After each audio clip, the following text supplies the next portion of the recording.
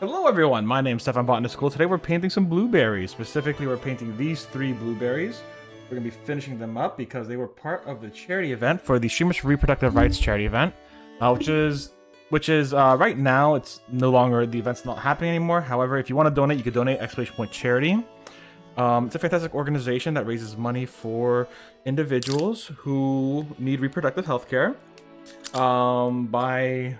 and aids them by connecting them with local abortion funds that help provide travel, lodging, and medical funds for that healthcare. It's great. These guys are part of a giveaway for that, so if you'd like to join the giveaway, it's a one channel point redemption. You're free to join at any time, and anyone can join as long as you're from the United States. I'll be able to send it your way. Anyways, we're gonna go on in. We're gonna continue fixing these guys up. We're gonna be using only the colors that are inside the actual box that came with it. So we're gonna be using a lot of McCrag blue as an example. A great color. We're gonna be using some. Where are you? Where are you? Armageddon dust. We're gonna be using. Where are you? Oh no! Did it come with Sterling Mud or the?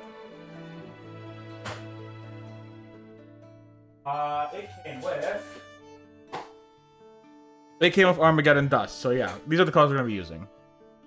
All-Star Gold, Corax White, Abaddon Black, etc, etc. So, there we go.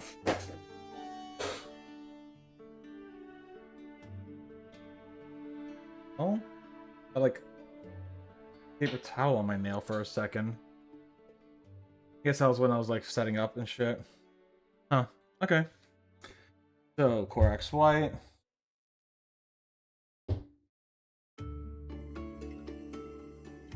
Agrax Earthshade, All-Star Gold, and Abaddon Black. Cool. There we go. Those are our 6 colors. I'm gonna start by re-upping anything that has to do with McCrag Blue. They get that nice and good, and then working on some details. I'm also gonna be using the brush they gave me. Not gonna be using any of my personal brushes because even though I would love to, especially when it comes to wash. It's like, you know, the whole point is it's a paint along. You're supposed to be able to paint along with that original box, you know? So let's try that one more time. There we go, a nice little scoop. That paint looks wonderful.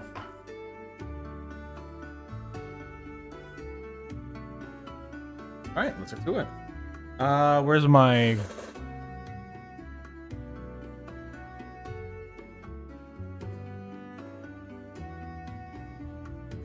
I'm just covering in some gray spots I saw while I was looking through these guys again. And I got my lights on, so it's gonna look nice to me. May look a little light to you guys, but I gotta make it look good. Abaddon Black on the inside is looking great, honestly, so I'm very happy with that.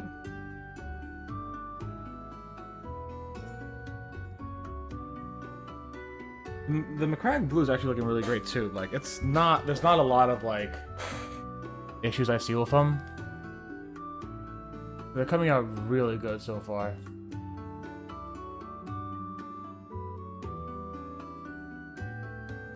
There's like some small parts like up here, as an example. As like, oh, let me get this right here. There's a little bit of that. Cover that whole.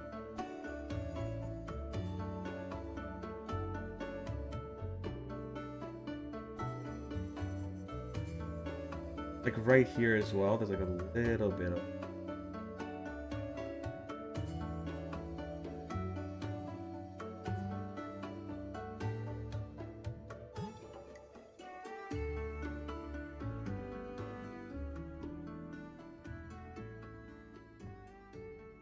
You don't feel mega, there's actually a little piece of white that's coming. I'd be really careful about that. Right here.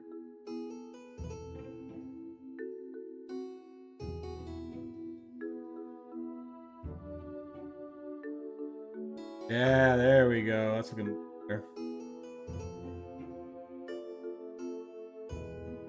right here at the corner of the Omega 2. I see it right here.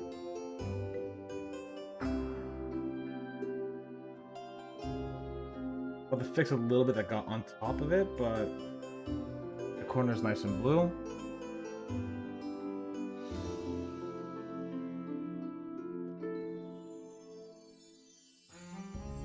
This is the one whose arms broke. That's right. I'm gonna have to fix that with some plastic glue.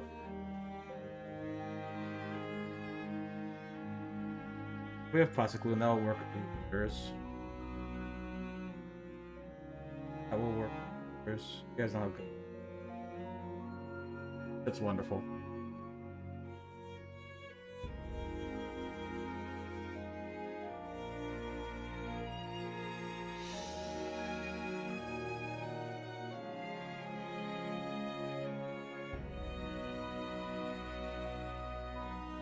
I would love to just dry brush this. Actually, I really would. I would like to dry brush most of this. Like, well, actually, you know what? What I'm planning on doing actually is I'm planning on doing everything I can and then just going forward. So like everything the box says and then what I would do afterwards. So yeah, doing everything the box says and then what I would do. Which I'll try to stick as much as I can to a lot of the stuff I've got, but yeah, you know. The next step is literally going to be to add Agarax Earthshade, and that will be primarily it.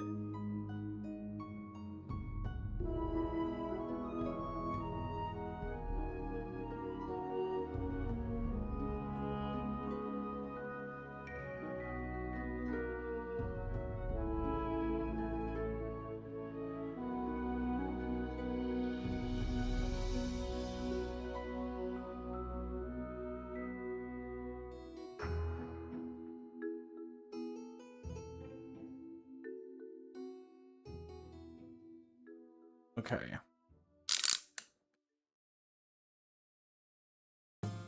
Whew.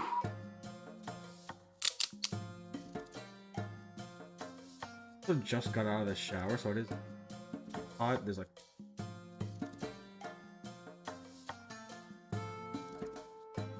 That's what happens when you get out of the shower, though. It's like a normal thing.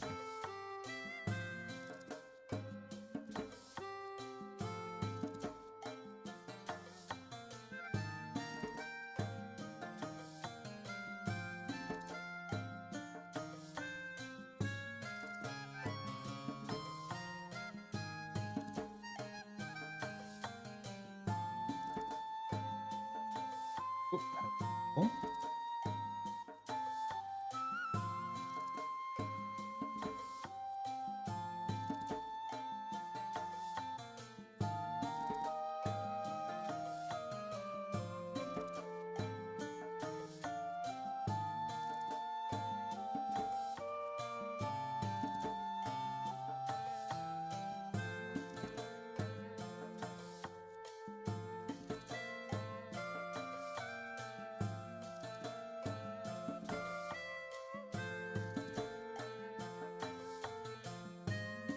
That's good.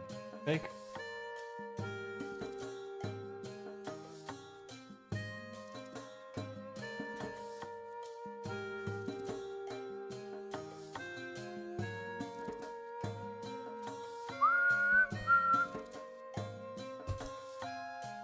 A little bit of that gold, nice. To be honest, not that many of them need fixing up, but it's more along the lines of, you know, I can add a little bit here and there, and that'd be cool. Especially by the gun here. Areas that I could. Sure.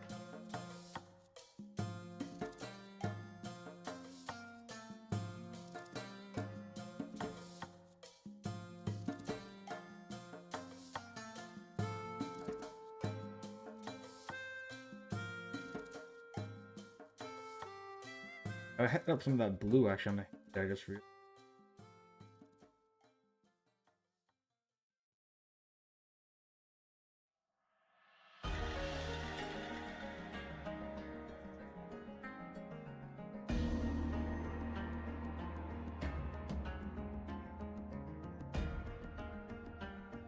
Sorry, I just had an ant crawling on me. I had to crush it real quick.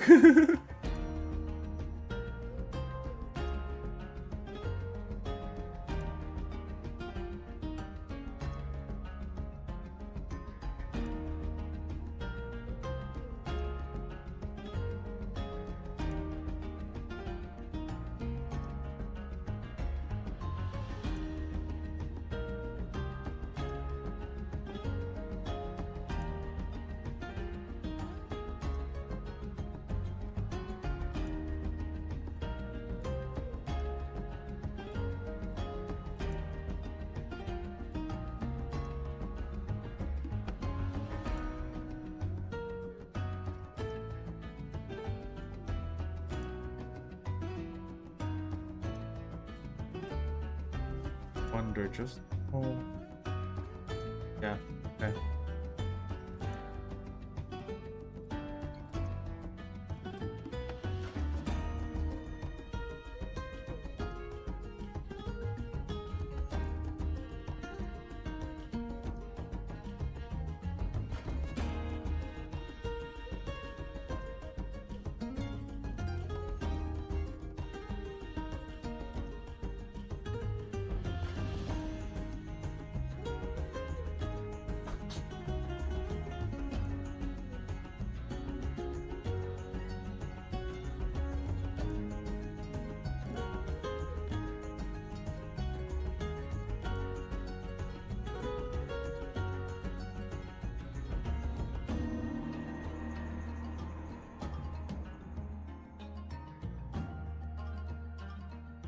Hey Archimedes, how you doing today, bud?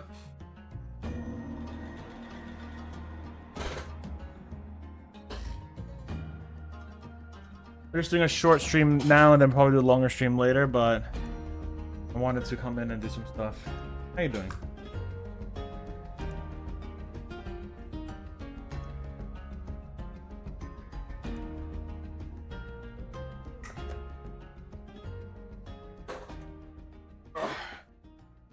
Gotta reposition my feet.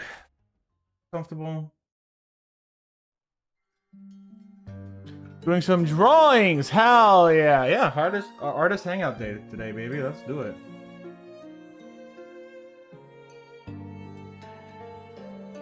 Love to hear it. Go on, you can share it in Discord later. Love to see it.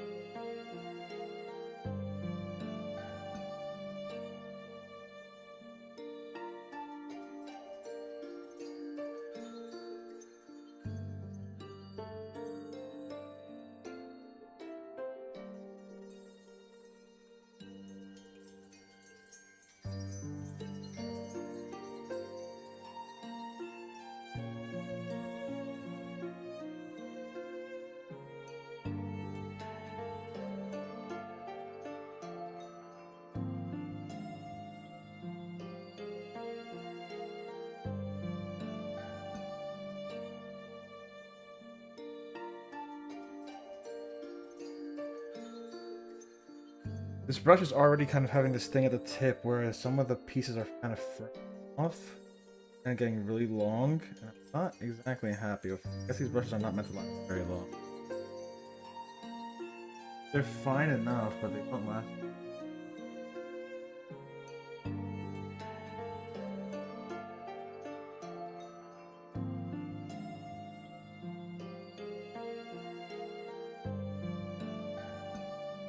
Let's expect starter brush.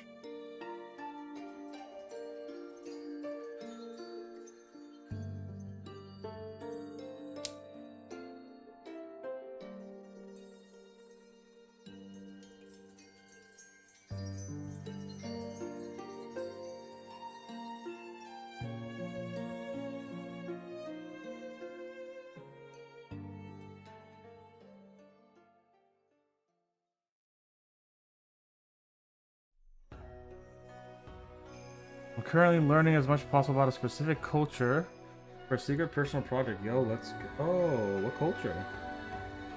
If you can share about your secret personal project.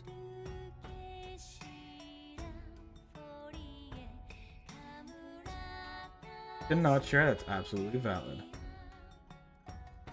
Alright, we're gonna start working on the Agrax Earth Shade now on here. Oh well, Black Rocks are shade afterwards.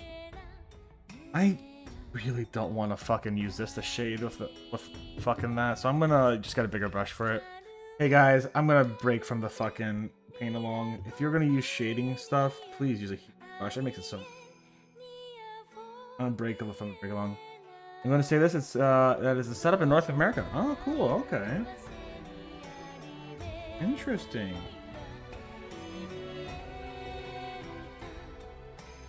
Oh, good luck on it.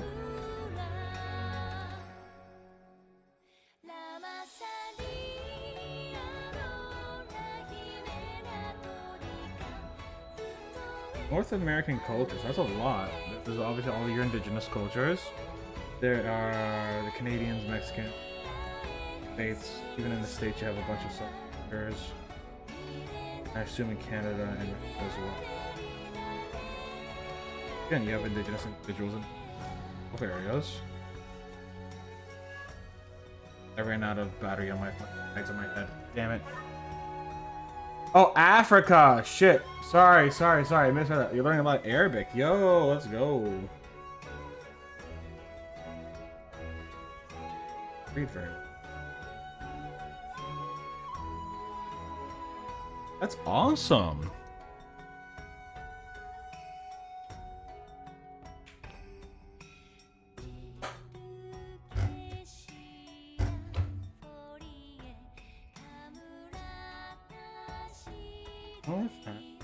Very. That's a lot of country I'm no expert on.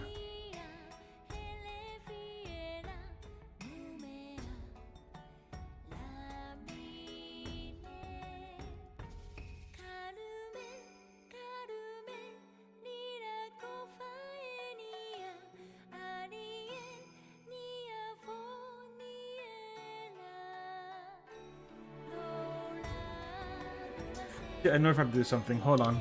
Come back here. You.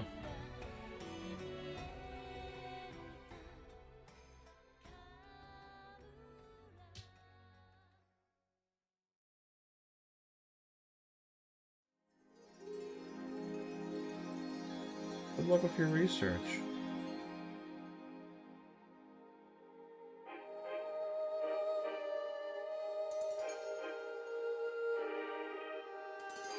It's a very interesting language. The more I dive into it, specifically, the more I find myself interested. Yeah. I mean, other languages in general are very fucking...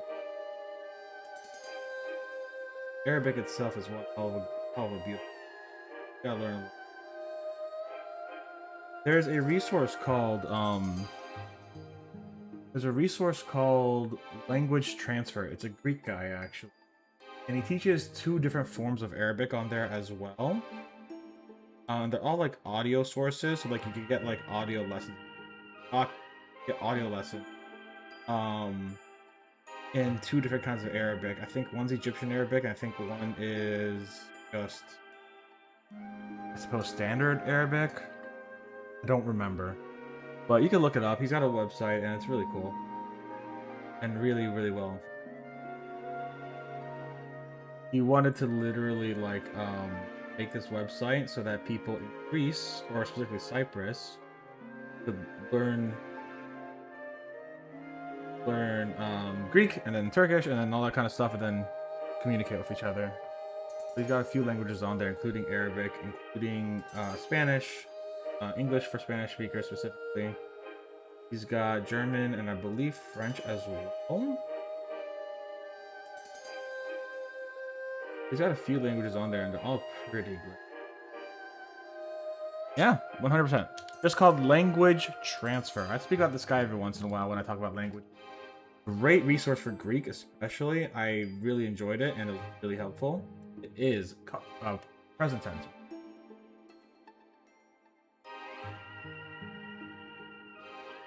He teaches you to think in the language, not to just memorize words, which is really nice, because like that's like the worst. Like, oh yeah, memorize that skilo is dog and milo is apple. But then it's like, okay, how do I use that? Fuck you, you know?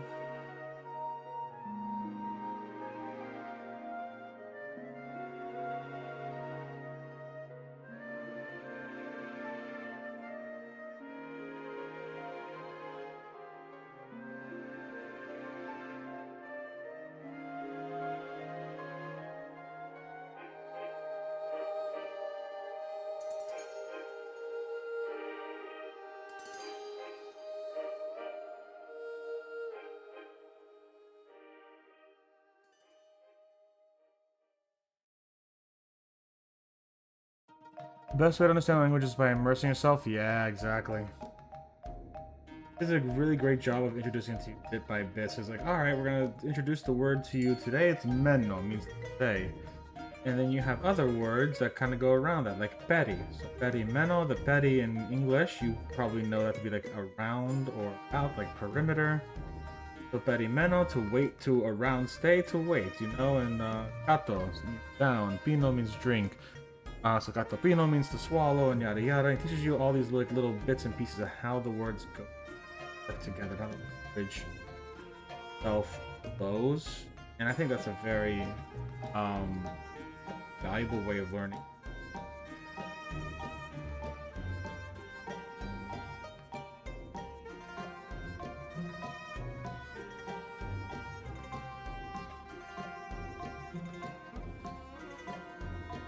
Mind you, I gave a very short TLDR of a lot of fucking things there, but like, yeah.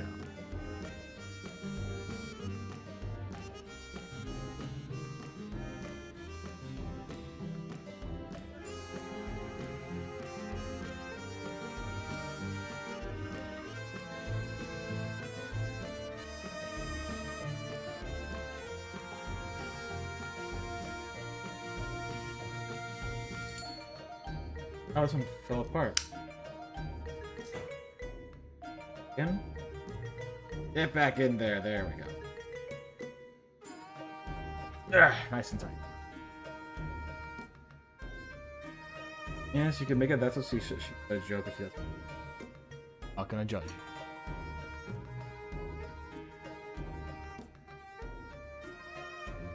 I mean, I will, but not harshly, because I would say. Look,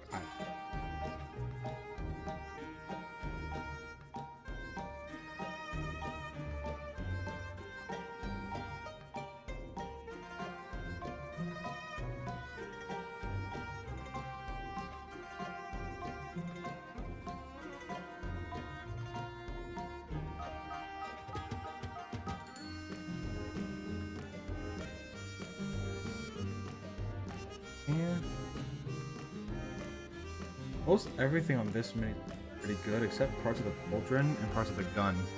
Which parts of the guns, the metals kind of parts from the whip. Right here specifically. Right in here.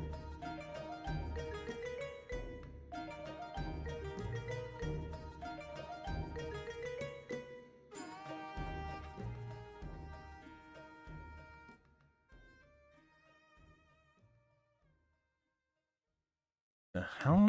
Hold on. Give me a second. Okay. I know what I gotta do later. Alright, cool.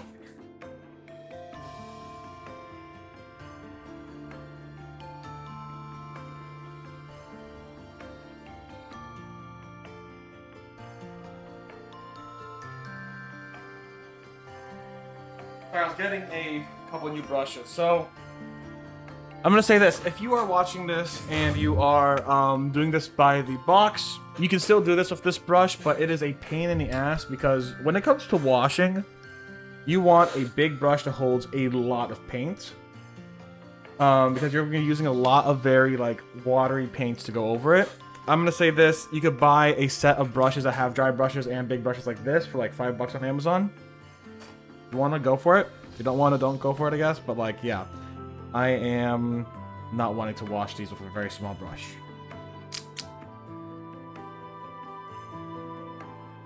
But we're getting to the washing stage soon. I'm like, I don't want to do it.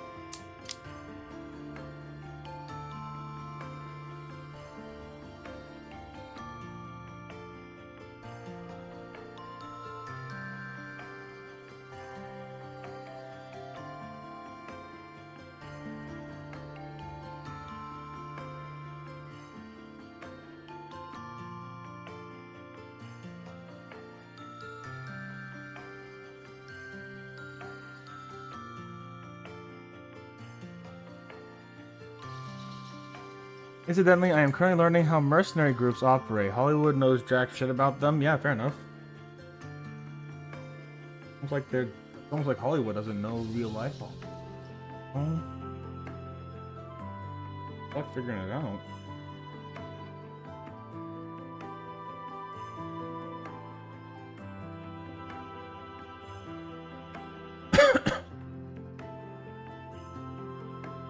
Hollywood isn't perfectly accurate. Oh, sin. Alright. What we're gonna do now is we're gonna wash the shit out of these guys. We're gonna use Agrax Earthshade. I'm probably gonna water it down a little bit. Because I know that, like, I like it a little less washy. Then we're gonna dry brush the shit out of it. So what we're gonna do is we're gonna take 1 part water, 1 part. Hollywood ship does not know the difference between a mercenary, bounty hunter, and an assassin. That's true. That is true. They're obviously all the same. Alright, Agrax Earthshade, can you get out here? Thank you. I'm watering it down just a little bit with some water. I'm gonna put actually in 2 parts Agrax Earthshade, 1 part water. Make it a little lighter. Alright. So while you can, again, like I said, while you can use this brush to do it, it's gonna be like long and hard and shit like that. That's annoying. I'm gonna highly recommend you get a big brush. You can just go over it all like that really quickly. And that's gonna get all these color, all this brown into those nooks and crevices of the mini. And you're gonna want to do it as fast as humanly possible. Because you are gonna you want to do it as fast as humanly possible, so you want to make sure that you're able to go back over it later and take off all of the oh shit. I'm gonna have to be a little sneaky with that. 1, 2, 1. Gotta mix it up again. You're gonna want to just lather it on there real quick.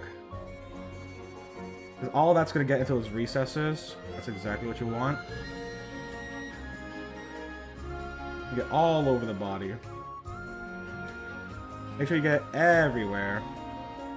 Gun. Insides of the body, outsides of the body, everywhere.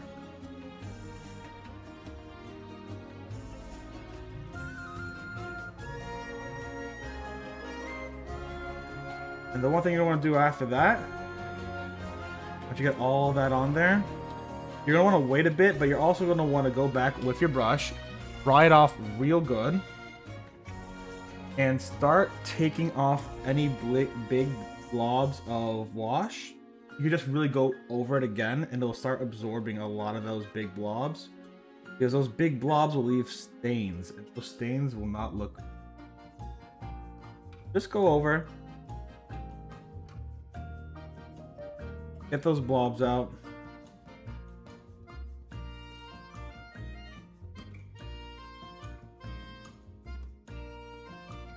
I don't actually like washing for most of my minis, but Warhammer is one of those where it's like...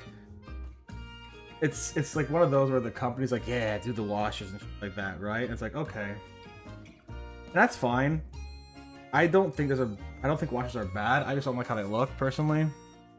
Yeah, go over it. Make sure you get all those big blobs out. I'm gonna put a little more light on it so I can see a little easier.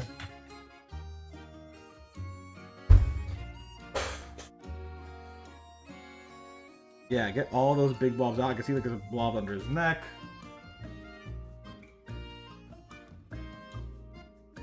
See there's blobs on the side over here. You can take that off real quick. There's big blobs like sitting on the white here, and that's where you're gonna really want to try to get it off. Because like, yeah, you want it to look a little dirty, but you don't want it to look like coffee stained. You know what I'm saying?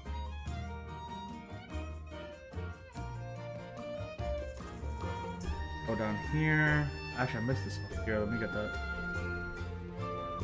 My beefy arms. I miss occasionally. Like.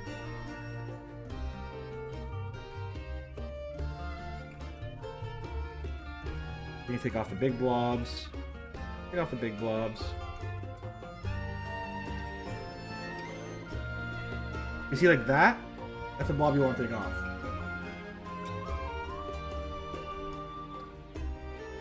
Just like really give it a good dry, go back in, take off all the blobs. Your brush will do all that work, and it's very important it does.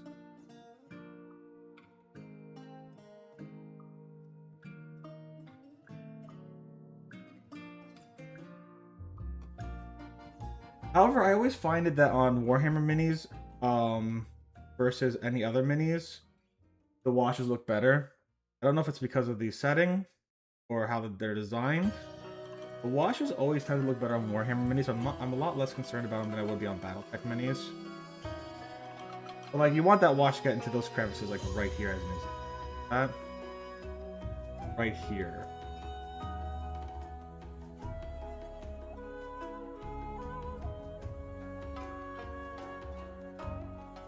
Right here and here are examples of where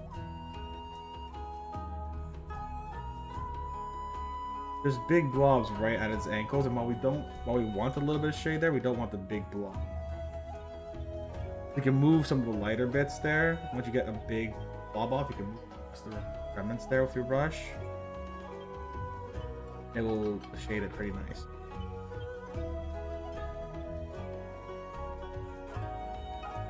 Vowels real quick. I did do the back of his gun. Brilliant. The gun is going to be easy. Metallics look great with a wash. I've never found a metallic I haven't liked with a wash. I don't know why. Metallics look great with a wash.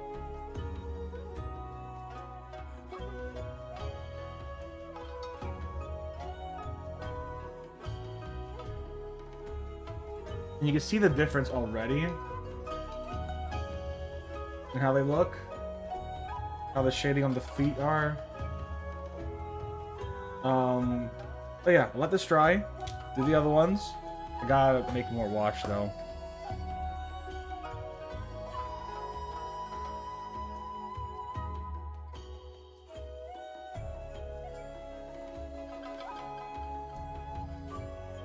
My actual shade might just be fine being primarily just water on there actually. Alright. I'll make it a little less concentrated.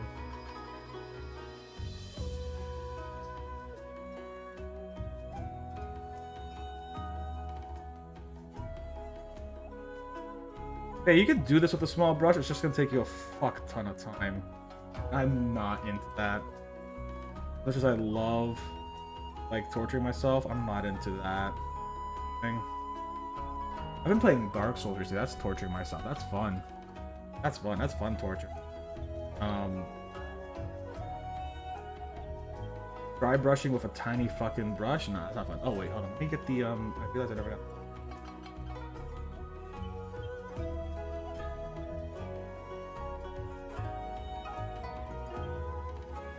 Then off. Yeah, metal looks great with them. I don't know why. Anyways, quit.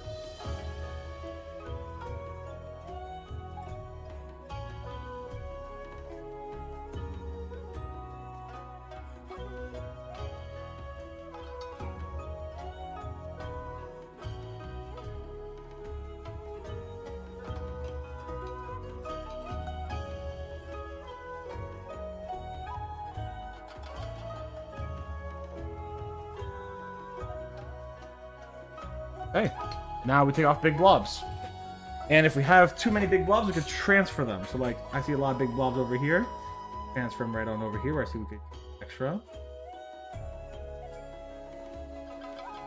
Transfer them right on over here. Nice, nice, nice. Go back to drying it up. It's just one of them. You guys gotta know what you want to do, how you want to do it, yada, yada, yada. So, patient. Get going with that. Huh? Pretty good.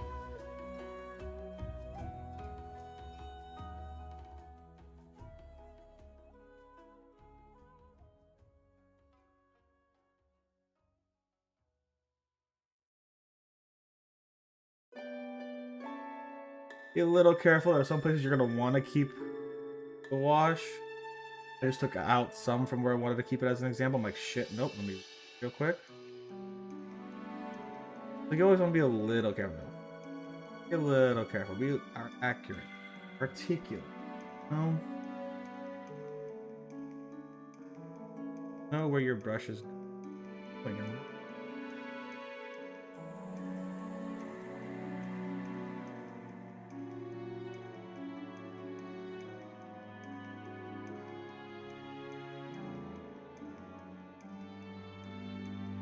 Get the pauldrons. The pauldrons that really did not.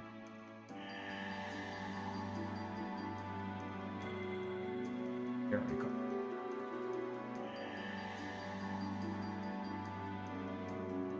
I could redo this. I could redo it.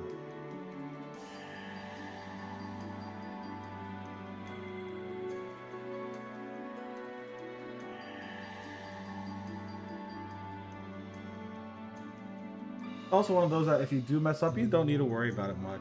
You can fix it. It will be easy.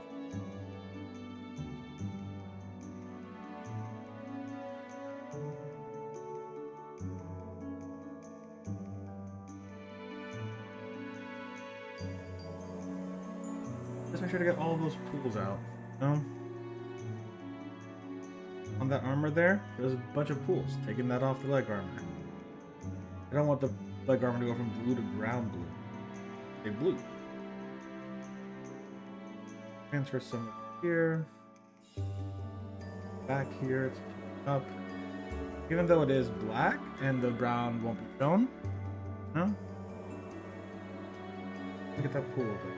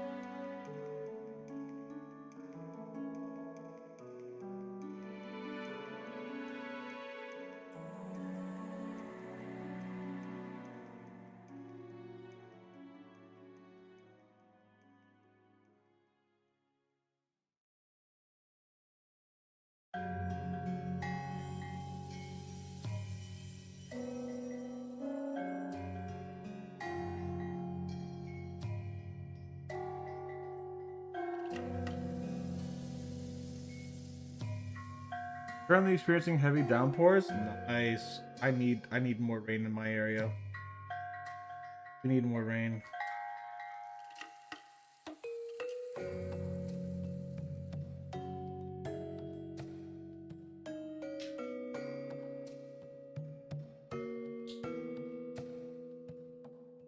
Okay.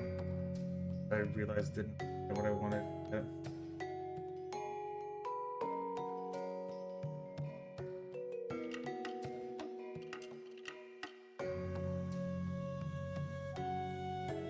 This is where I would also do pin washing for those who don't know what that is. Just use a brush to just get this parts in here. But again, we're not doing that for work.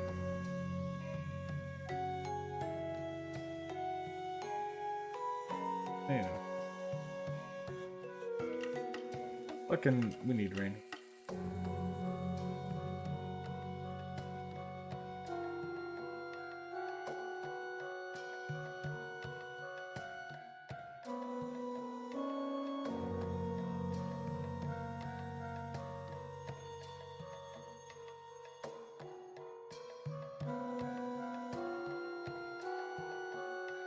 All right, so you guys can see the difference. This guy's really dry compared to the other one, so I'm going to show you guys the difference between a washed mini and an unwashed. That is very different. To see some of the differences in just like how the emblem is shaded, how the gun looks, how the body looks, how different parts of the body stand out. It is a very different look, but you also see that staining I was telling you about. You have to be a little careful. That's why you gotta pull a lot of that brown, or if you're using the black, off. Because it's going to look really, really stained. You gotta be careful. Like this guy over here is gonna have a very stained pauldron compared. Doesn't look bad, but like, you know. Anyways. Make sure you take all the pulled off ink that you can, because it will not look great in my opinion. However, I will say this: Agrax Earthshade works better in my opinion than the Nuln Oil, but Nuln Oil is kind of a little bit of magic. People are like, yeah, I think it's magic. You use a lot of stuff. Yeah, that's true. You can do a lot of stuff with Nuln Oil. You could use it for a lot of things. Specifically shading, of course, but like a lot of good stuff. All right, resetting my body, crossing my legs a little bit. We're good. Actually, hold on, yeah. Let me one more time, just show you guys the differences.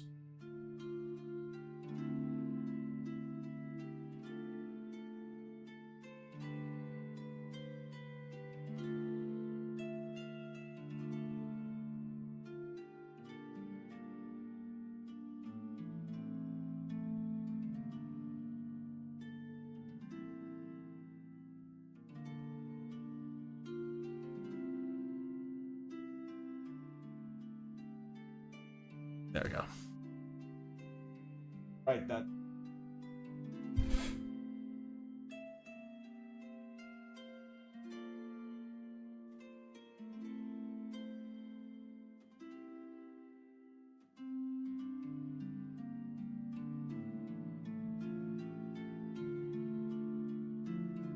Cool.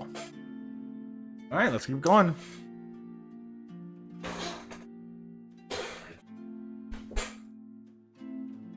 We're gonna let these guys dry for a bit too. Like, you have to let wash dry. Wash will stay wet for a very long time. You're gonna have to let it dry for a while. It's just one of those where it's like, ah, look at all that liquid right there. That is a fuck ton of liquid. Like a downpour, like desperately need. That your environment around you desperately.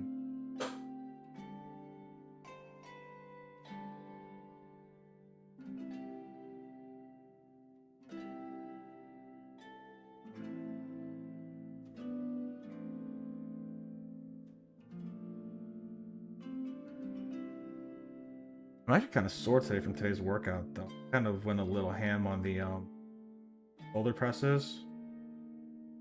They're not my strongest workout, but it's like I gotta do them to like specifically get my shoulders stronger and get parts of my chest stronger and stuff like that. Because I'm working out my chest, my shoulder, back quite a bit. I feel like those are areas I could on my strength. And boy, I went a little boy howdy on them today, so a little sore actually. And to be fair, I also did my workouts like I literally came home, took a shower, and I'm like, that's.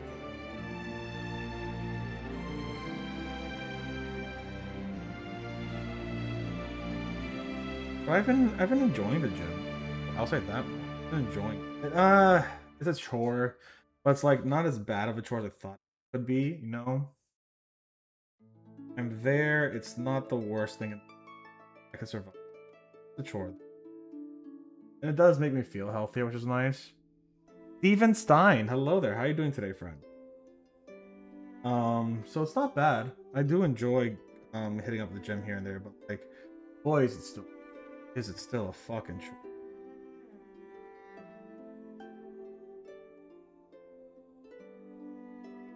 How you doing today, Steven?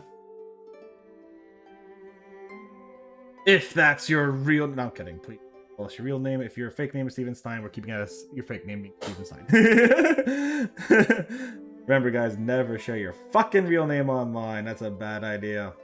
Internet safety is so important. Y'all never mention where you live. Never mention what's near you. Never say something's 2 miles away from you. Always be fucking safe. 90s PSAs are the way.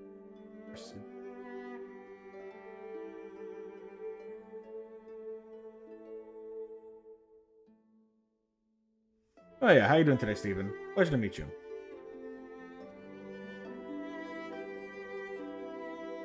My IP address, yeah, give us your IP address. Hey, can you do me a favor? Give me your social security number and that credit card number with the 3 numbers on the back. That would be great.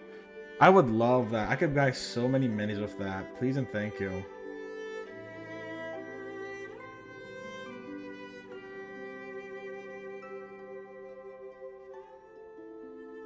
You know how many charity fucking missions I could do with someone else's credit card? So many. At least like 3 more. I don't know how much your credit card limit is. Your credit card limit's at least $100. I could get like a couple charity commission. No?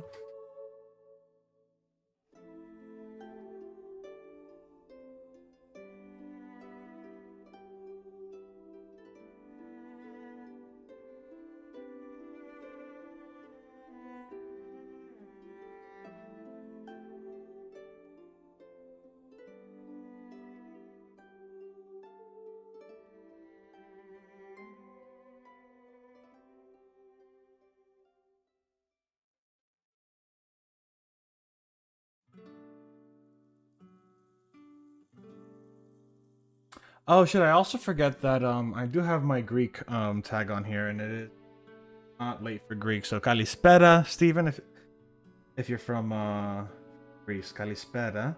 Πώς πάει εκεί πέρα στη Ελλάδα? Όλα καλά. That was a weird accent I put on. Όλα καλά. Όλα καλά. Leviosa. Fuck J.K. Rowling. God damn, that's a meme sticks in my head. Fuck.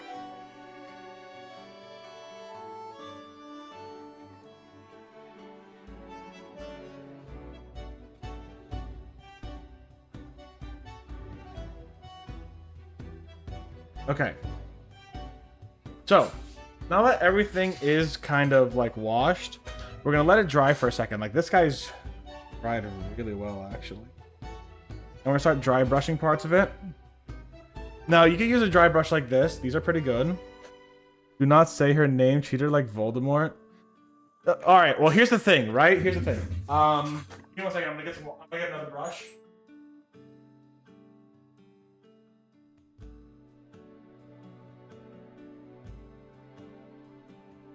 Here's the thing about that, right? Hilariously, one of the things that gave Voldemort his power was the fact that no one was willing to mention his name or talk about him, right? That is hilariously one of the things that empowered him the most. Being Willie here to add a viewer while I work. Thank you very much for the viewer, Duncan Queen. I hope you're having a great day. One of the things that Voldemort had his power in was being unnamed, being treated mysterious. No, you gotta treat an evil like an evil. To be transphobic and horrible like J.K. Rowling is to be evil. And you have to mention it by name and that. You don't give her power by giving her a platform. That's the difference. You don't give them... I know. You don't give them... You don't give people like that the power by giving them a platform. But you mention who she is, how she is, and the evil she brings upon by her funding. That's what you have to do, right? So, never be afraid to say someone's name. That just gives them a lot more power. Always be willing to criticize and talk about the horrid things they do to other people. That is the important thing, you know? That is the important thing.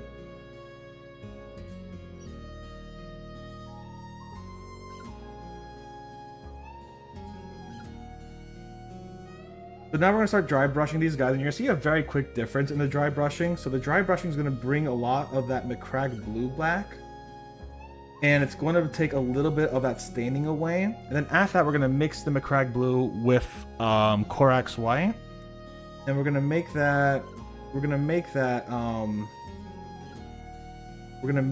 a edge case. So like these edges will be very well highlighted.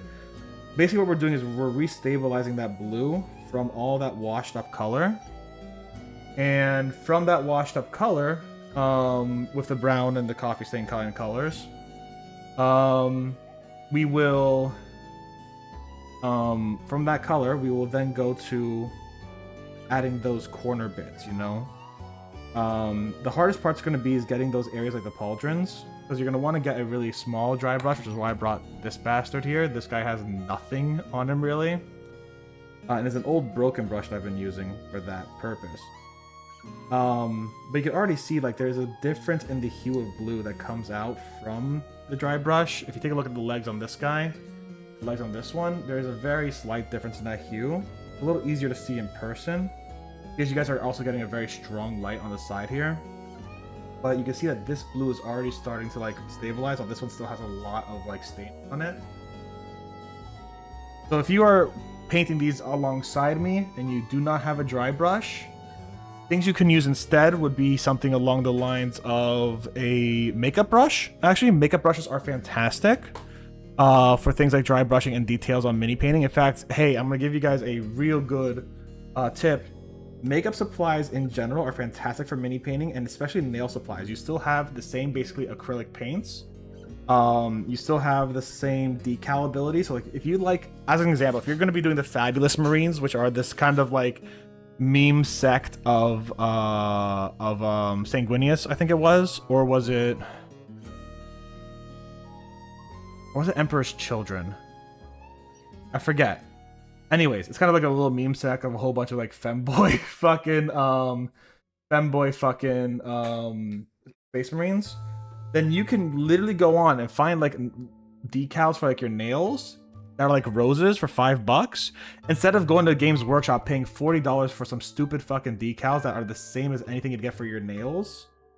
And it's gonna be so much cheaper. It's gonna look just the same, just as beautiful, and it's gonna be great. Literally use cheaper alternatives like makeup stuff. It's literally gonna save you tens of dollars if you're in the hobby. There are these really nice stamps, actually. I've seen a bit here and there, right? Like, I don't remember what they're called, like Goblin something or another. I don't remember much about them, but like they have like, is this still wet? No, that's not. Oh, that's stained. They got these stamps that look really good. What you'll do is you'll, what should I get there? You'll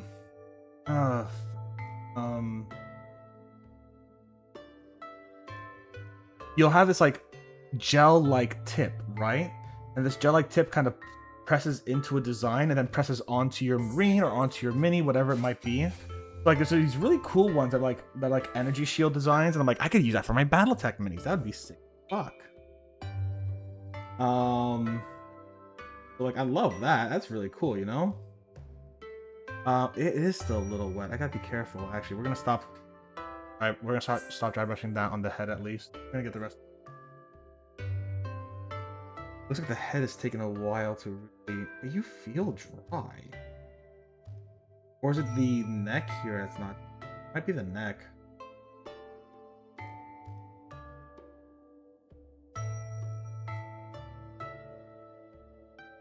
Yeah. We got it though. We got it.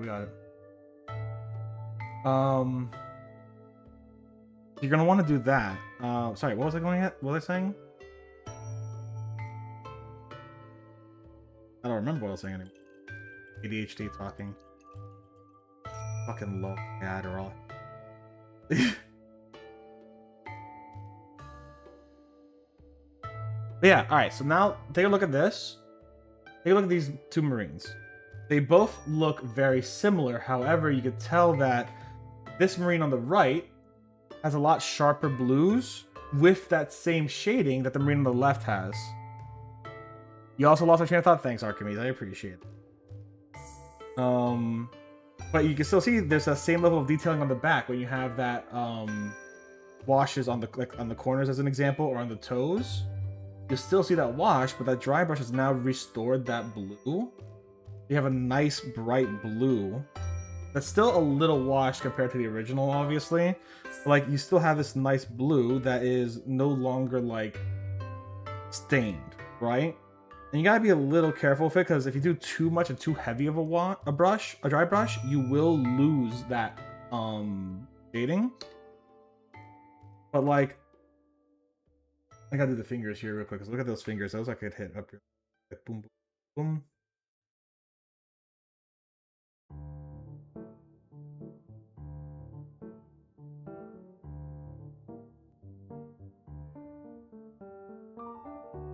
Actually, let me get the shitty dry brush.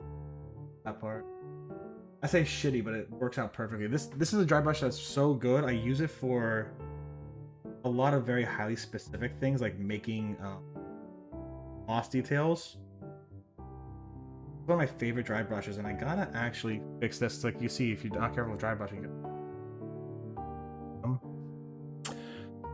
which means I'll have to go back and just touch that up with a lighter brush. But that area I want to touch up. That area, these areas I'm going to be touching up with white anyway. Get some more McCrag blue ready. How are you looking? This Space Marine is looking great, actually. That dry brush there, it's looking fantastic.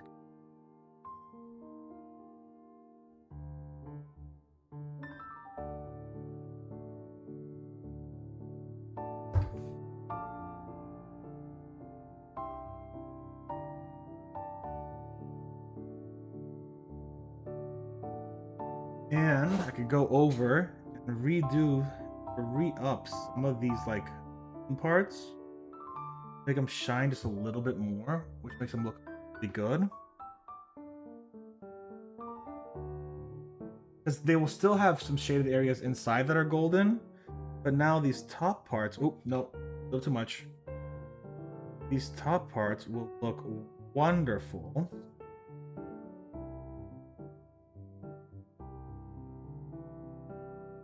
Gotta fix it here real quick.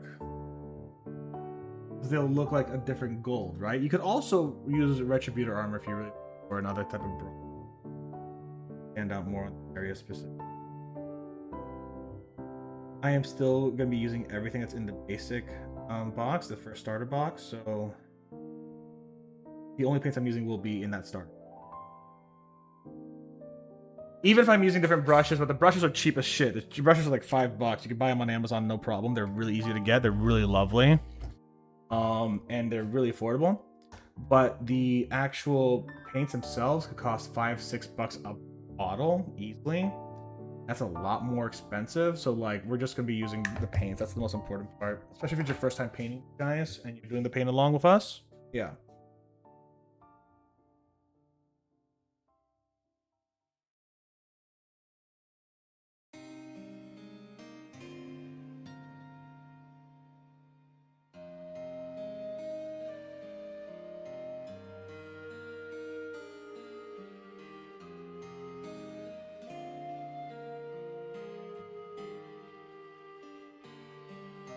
Like, look, we already repaired that, and that looks great.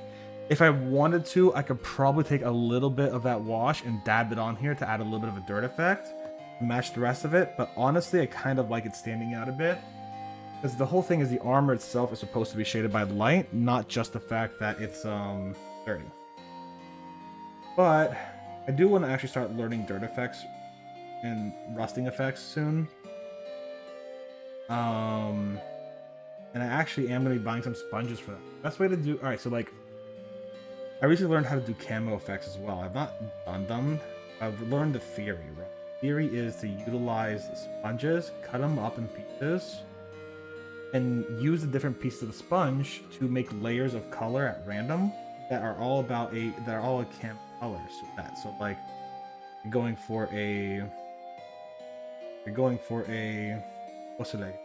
For a forest look, use the forest colors, so browns, greens, dark greens, etc. If you're going for an Arctic look, you're gonna be using a lot of blues and working through all of those and whites and yada yada. And you'll basically just literally rip up a sponge. Again, makeup sponges, wonderful choice. Or those painting sponges you get like the Home Depot that are like for lacquer and stuff. That I use. I had one for my redwood staff that I made a little while ago. Rip them up literally, and you can just kind of like dab them on and it'll come out of that random patterns, especially if you do at different pressures. It'll work wonderfully. Yeah, that looks great. I'm very happy with that. These blueberries are almost done. Look at how... So yeah, just as an example again, look at how different these legs look alone. One looks a lot smoother with really good like shading. The other one looks a lot more stained and a lot less smooth. Obviously you can use washes, glazes, etc. to make a very rough look, which may look really good on the minute you want to do it. Tyranids are a great example. You can just leave the wash alone. Fantastic. Orcs, probably the same thing. But like Space Marines and what's the leg at that? Necrons, you probably don't want to do that.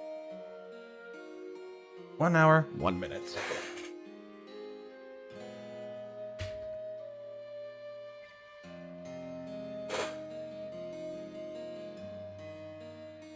Cool.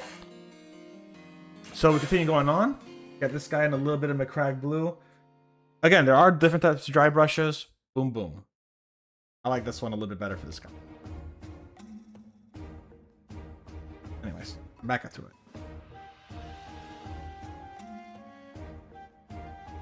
This one's gonna look so good when dry brushed. Oh, I'm so excited. Gotta be a little careful though, because no. Okay. The legs are good. The legs are good. I thought the legs would have a lot more wash on there, but yeah.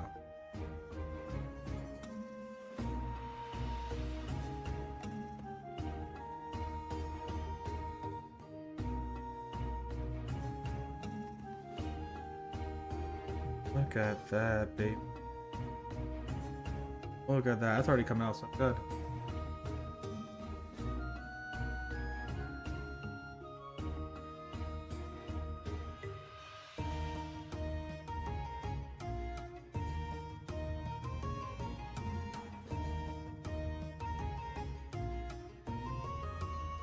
I should get myself another paper towel because this one's starting to get like, covered in like water and basically active stuff. But I think I could use it.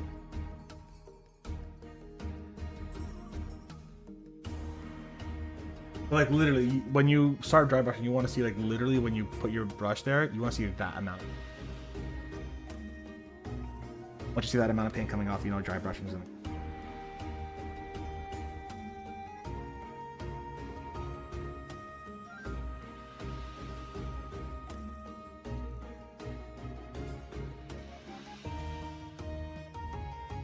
Now you can do this really oversaturated form of dry brushing actually.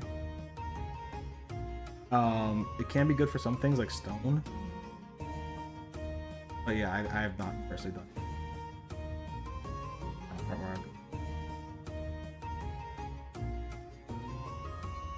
Look at that. That looks wonderful. Looks wonderful. Look at that.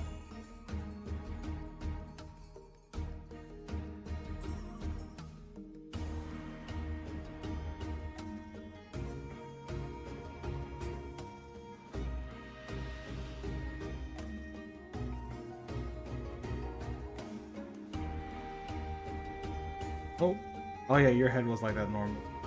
You don't have a good switch.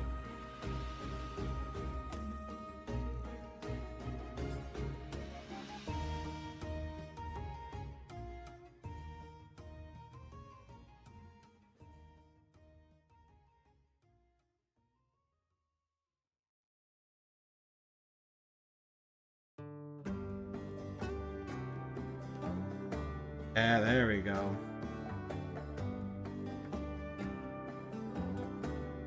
We'll get over the white in a second. I'm worried about it again. It's literally just one of those where it's like sometimes you'll dry brush a little bit over some details, but you'll get right back to it and fix it up.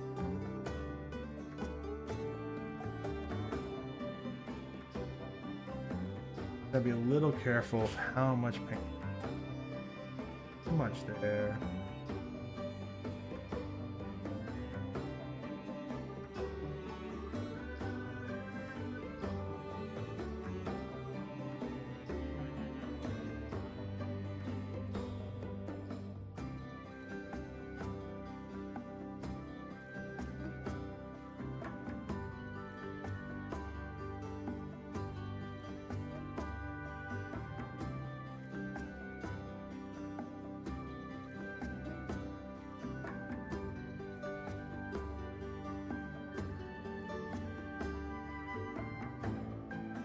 Yeah.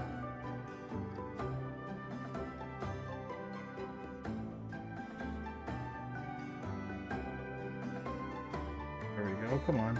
Wipe away, wipe away. There we go.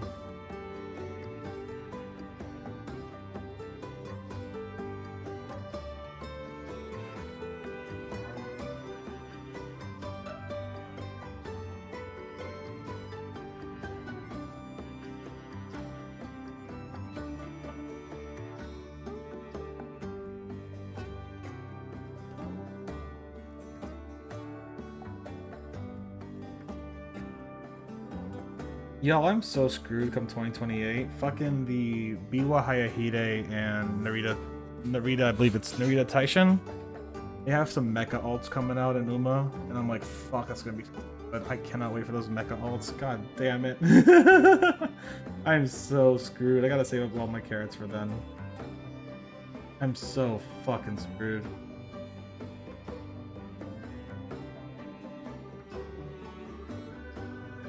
I also mentally keep mixing up the ba ba ba da ba da ba ba for ba da ba ba ba da ba ba da ba ba. It's just like, nope, that's two different fucking franchises.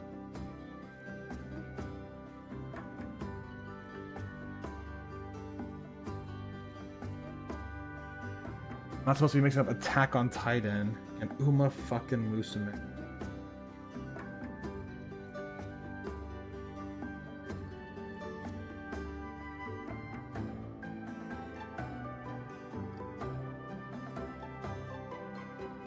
It is really great that Uma Musume is fucking banger again. God damn, I love it. So good.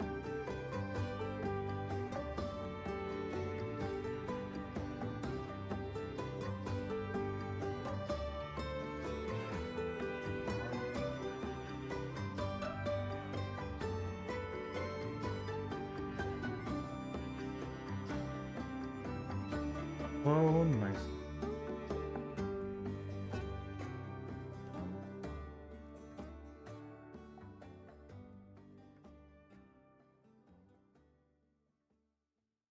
Nope. Getting the insides here is gonna be tough. I also kind of want to change the gas canisters here. I want to add that gold color to these areas here. Make it pop a little bit more, because this is very, like, boring, right? I don't like that. I kind of want to add the gold, like these black areas here that are specifically like these. Well, I'm gonna add it now anyways, I already fucking started. They're kind of like these rings that go around here.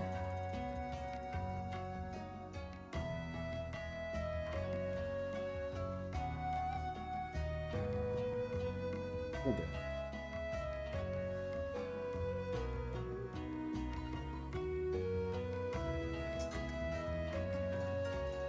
Like that, right? And then I can go over back with some Abaddon Black later, like parts, but like get that there. Get the skull of this.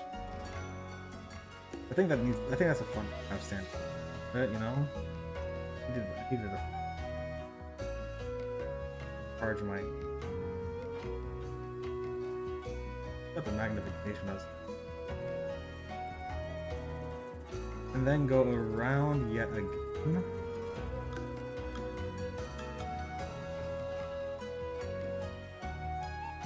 You see that?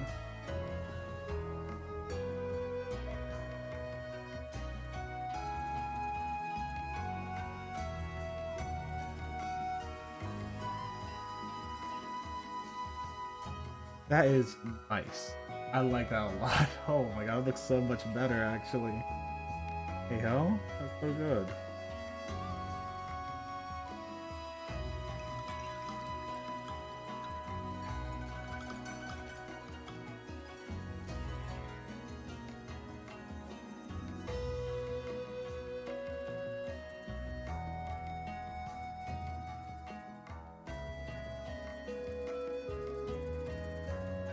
Just gotta go like hit these.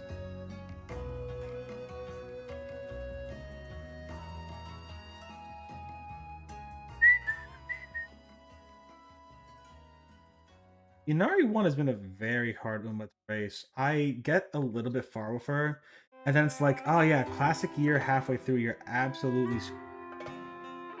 It's like, I can't build her stand well enough.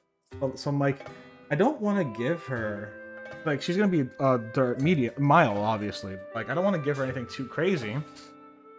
Because if I do, I give her something like a parent with TM Opera O, which is Stam speed. Like, I lose some of that speed bonuses, and she needs that for the mile. At the same time, I can't train her in Stam and put a whole card dedicated to Stam. It's so much. And power, I've given her some power. There's some great cards for her for power, but like, oh, kind of rough. Oh, yeah. Look how like nice that looks compared to like just not having anything on there. Look how nice that looks. Looks so. Anyways, I gotta think about it. Like, how am I gonna make Inari 1 really shine? You know, I do gotta make her shine. I think she's a great Uma. She is objectively great. I made a really good build for her once for track blazer. I gotta do it more. Gotta do it with the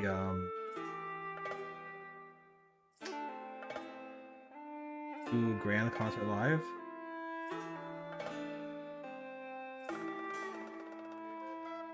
That's such an RNG kind of like, though it's not a bad game. It's very RNG heavy.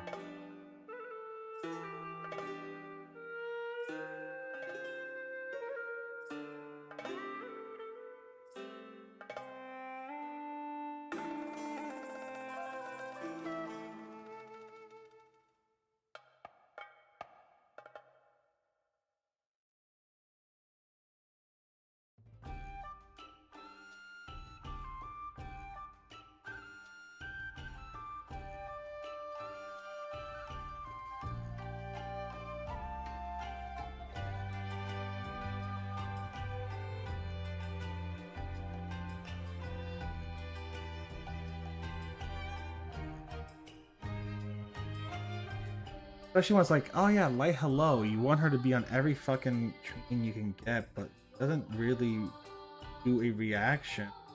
If there's another thing that happens that turn, don't get her as often as you do. Proc. But boy, do I wish she'd proc every. Extra 20 into the training point.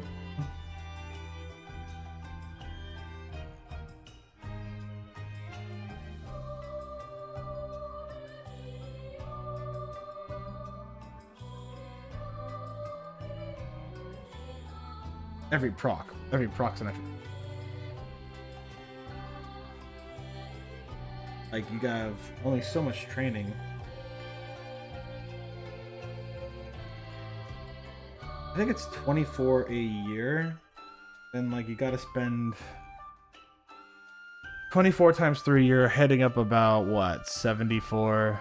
No, yeah, 72 trainings a year for the game, not including the 3 afterwards, which would be 75. Then you gotta spend at least 10 of them on races. You really want to get that fan bonus. So you end up only having 63, 65. Especially if you want to get like the hidden event fan bonuses, which are pretty nice. They give a bunch of bonuses, depending on, of course, your Uma. Never thought I'd learned so much about racehorses in my life until this fucking game came out, honestly.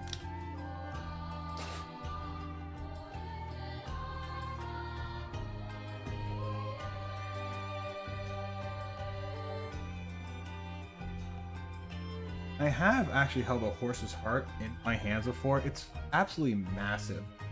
I've gone on a field trip to an area which I could learn more about veterinary techniques and stuff. So they're like, "Yeah, who wants to hold a horse's heart?" And I'm like, "Yeah, I do." And they're like, "All right, here you go, kiddo." And I'm like, "Yeah." And the thing was literally the size of my fucking head at the time, if not bigger. And it's like, fuck me, holy shit.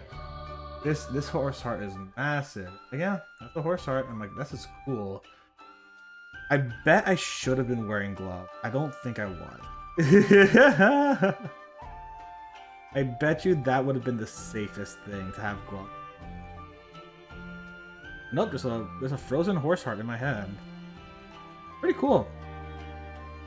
It's like when you go to the museums and they're like, walk into this blue whale heart. You know, have you ever seen that like aquarium that has like, yeah, a blue whale heart thing, you know? And it's like, yeah, you could walk into this blue whale heart, see what the size is. It's like 3 times your size. And it's like, what do you mean? Like, I'm walking in here and it's like enough to like, it's the size of a fucking college dorm. You know what I'm saying? Like, what do you mean a whale heart is the size of my college dorm? That's insane. Specifically blue whales, obviously. I don't know how big like sperm whales are or like beluga whale hearts are, but they're smaller, so like they gotta be small. Fuck, how big is a sperm whale's heart now? I'm so fucking curious. Those fuckers go down deep. They go down deep into the fucking ocean, and they actually like fuck with giant squids and shit. So like that's deep, you know. Like you've got to have one hell of a heartbeat to really like get a lot of those get oxygen really pumping through them. And they got to have one hell of a respiratory system to keep that going. How? Okay, hold on. We're looking this up. All right. Come here. All right, hold on. I got my. How big is a sperm whale heart?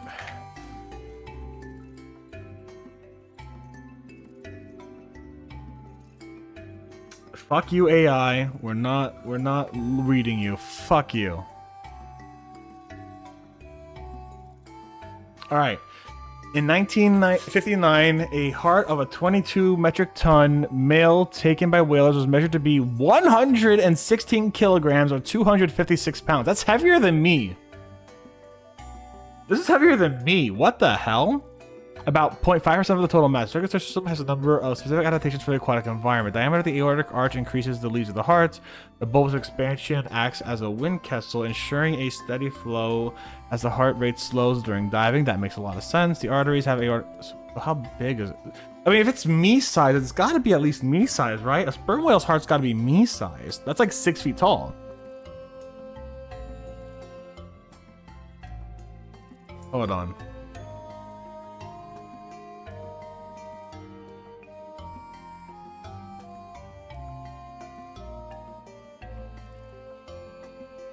Remember, when you're searching Google, put -AI.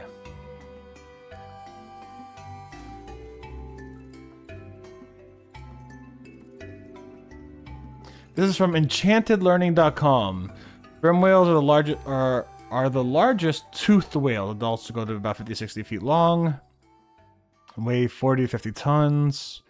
The 4-chambered heart on the average sperm whale weighs 277 pounds or 126 kilograms, as well as much as 2 average adult beings. Man, that was me like a year ago. What the fuck you mean 2 average adult beings? Fuck, wow. That's gotta be like a Steph-sized fucking heart, you know what I'm saying? Like, this thing's like my size. Maybe like if I go into like a ball, you know? Maybe it's like that big. That's fucking big. Holy shit. How big is a blue whale heart? That's Facebook. I don't trust Facebook.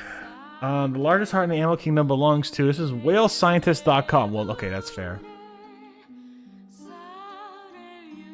1.5 meters tall and 1.2 meters wide. So 5 feet tall, 4 feet wide for a blue whale. Holy shit.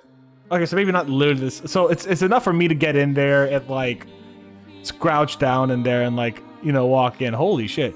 I guess I was very wrong about the fucking dorm room size. I mean, maybe not modern days, you know. But a human could just fit right in there. Oh my god. Yeah, okay, I see the fucking design from the museum.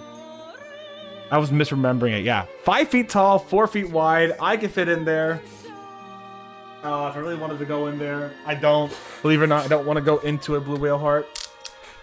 But if I saw that exhibit in real life, I would definitely walk into that, just see if I could fit inside, because I want to know if I could fit inside a blue whale heart. That'd be cool as hell. I think I could. I don't know. Maybe.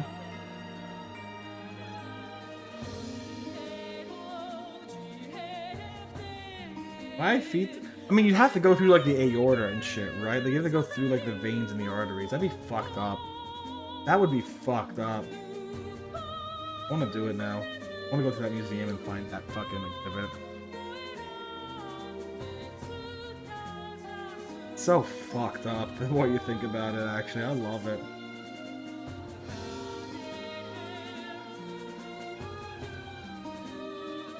Or maybe I saw it like in a picture when I was a kid, and I'm like, oh my god, that's like 10 me's in there, you know what I'm saying?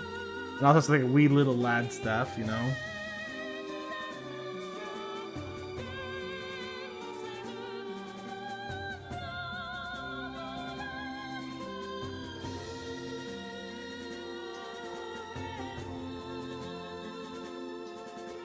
That's looking really... Alright, we're gonna go in, we're gonna do some details.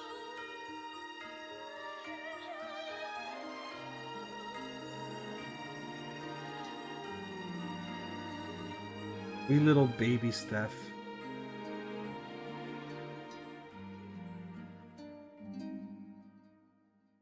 My memory is far.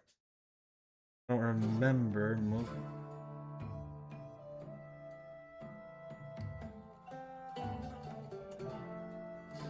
Not well, at least. I remember a bit.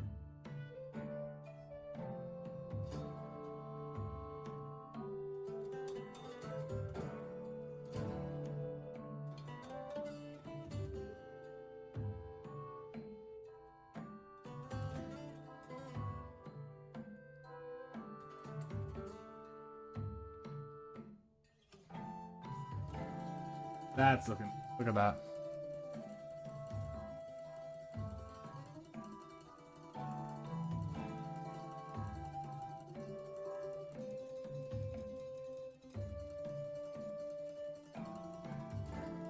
I think we'll start with the highlighting of the grays. No, we're gonna start with the blues because like grays will overtake the blues on the dry brush. I don't want to screw up the blues by having gray in there. You know what I'm saying? And we could try to go for the eyes. That would... Well, we don't have the color of Space Marine eyes. We don't. It's like fucking red or some shit, but like, you know. And we have the color. I have the color. I don't want to use the color because it's not part of the original box that we're using. You know what I'm saying? And this is supposed to be as accurate to like a person's first time to painting. With some added skills here and there and brushes and shit like that. So like, you know, accurate, quote unquote, quote unquote, you know?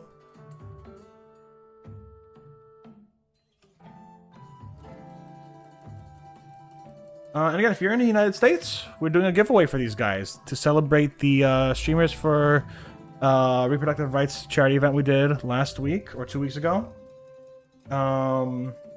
We raised $730 for the National Network of Abortion Funds, an organization that donates money to that uses their money to help people connect with abortion funds, both local and national, for those who need the reproductive health care.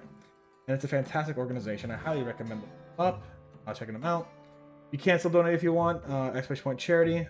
But to celebrate, we are also giving these guys away alongside their Tyranids starter counterparts. That's all right. Mix these two up. Then mix Corax and Corax white and this blue together. We're gonna get this very, very. We're gonna get a very Santorini blue. Actually, it's really fun. This is a very like Santorini blue. Be perfect for a dry brush on there, but I don't want it to be so bright. I'm adding a little bit more cracked blue.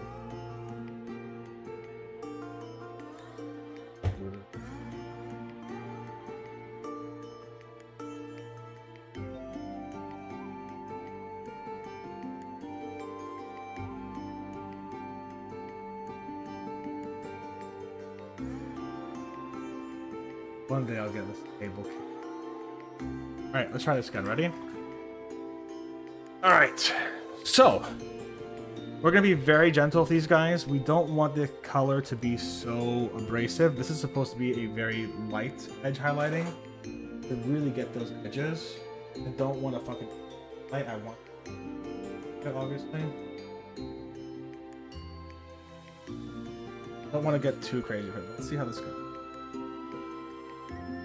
Oh yeah, there we go.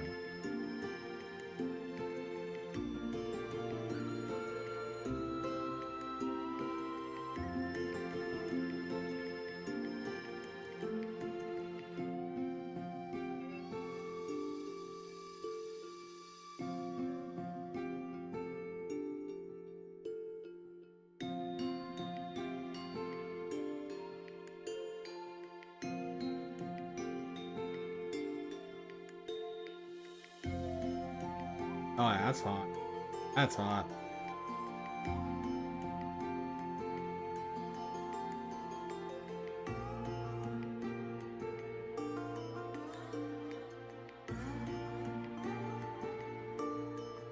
Oh, careful.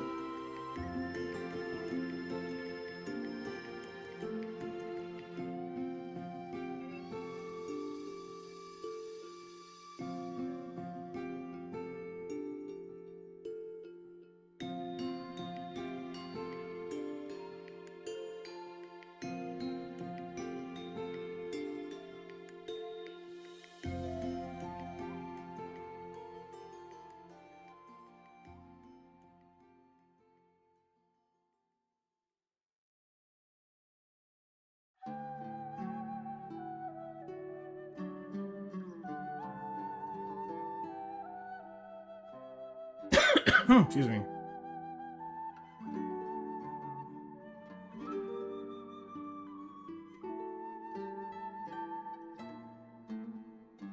Dance, oh light, across the sky.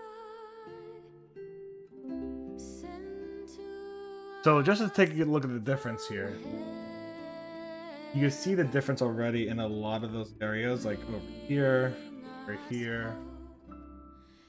where now the actual edges are standing up and out compared to like the flat colors comparative. Take a look at the elbows here as another example. You can always do 2 or 3 layers of dry brushing, and you'll get a really good layer of it. But like, actually, no, that's what I'm gonna do. I'm gonna do 2 or 3 layers of dry brushing on one layer on the other, and then just keep the other one base just to show you guys like the differences. How it goes. our salvation, enlightened by you. Oh, sacred star, light our way.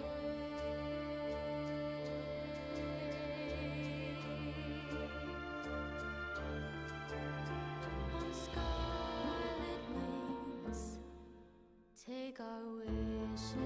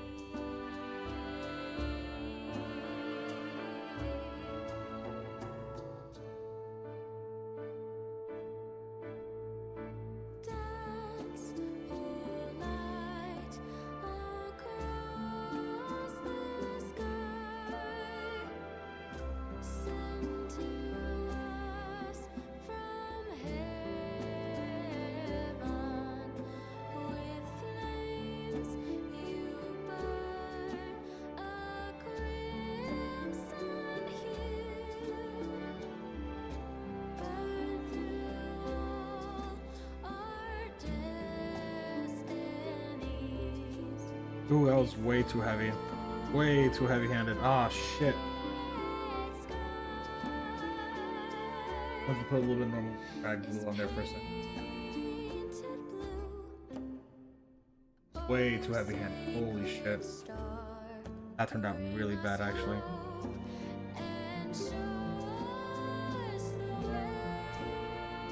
We're fixing it. You switch over now.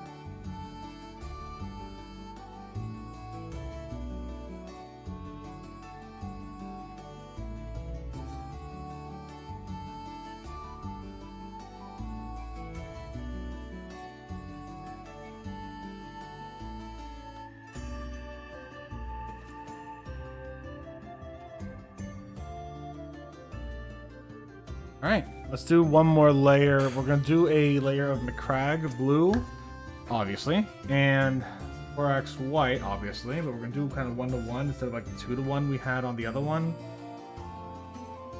We got a 2-to-1 on this one, on the first one. We gotta remake more of anyway, so like that real quick, you know. So we got some McCrag blue. Then we're gonna get 4x white.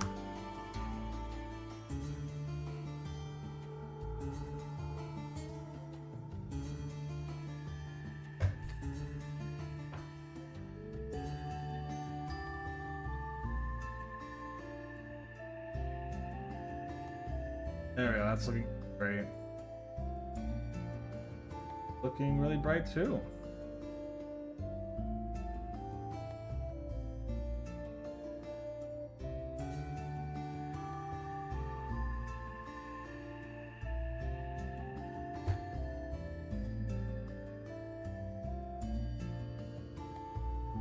You'll be able to see pretty clearly see the color difference.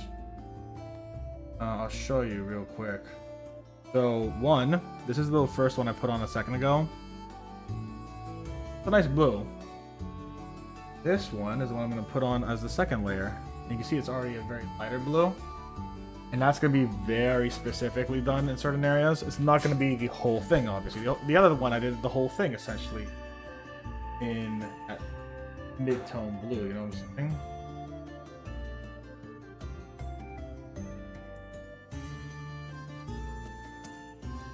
I'm just gonna be very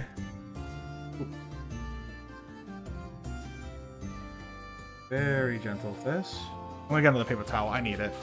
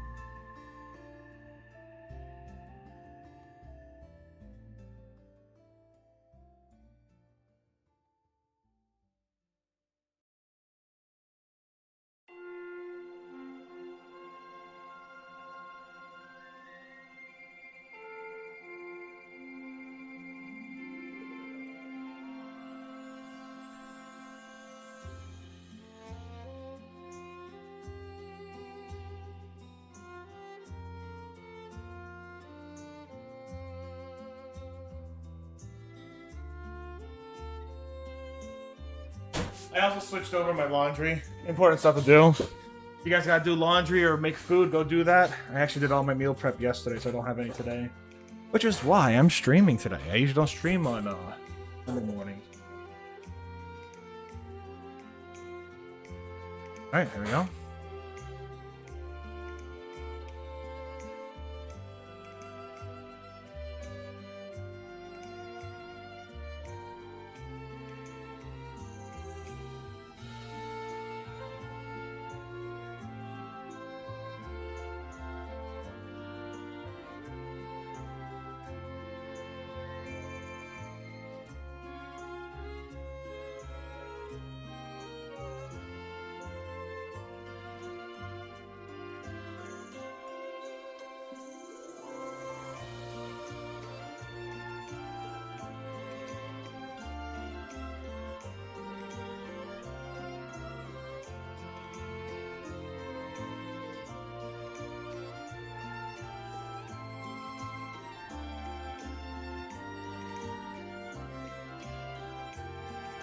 Yeah, please, Archimedes, go fucking eat, dude. Very important. Go eat. If you haven't eaten already, go eat. I ate. I had some rice in. I like a rice mixture I had. I made rice in. Poured down.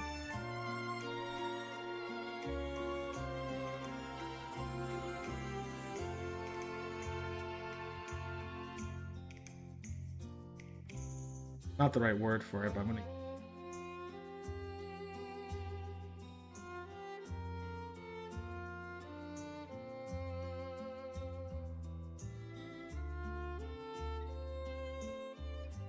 Alright, so to show you guys how these layers of dry brushing look different, you can take a look at the sides here as an example. Look at the elbows. They're very different. You can see that one of the blueberries is a lot more detailed. You have a lot more, or maybe I should kind of lower that light so you guys can see it better or change their phase, but like you see that one has a lot more definition to their colors and the other ones don't. Like that one's obviously very dark, but hold on, let me try this again. Hold on. I'm gonna go over here. I'm gonna. There we go. Lower that color. It might be a little easier to see. Yeah, there we go. So you can see that the highlights. If you look over here, I think the highlights are very different. The highlights on the head are quite different, and it makes a different color for them. This one looks a little lighter, yeah. This one looks a little more blue, but this one also has a lot more detail in terms of, look at the back here, you know? You can see that color pretty well compared. They're both good. One just looks a little more in depth compared to the other one. And this one, which has just one layer of dry brushing, same thing. So, the only thing I gotta do, and I might do this because like I did this for the House Karita mix I did a while ago.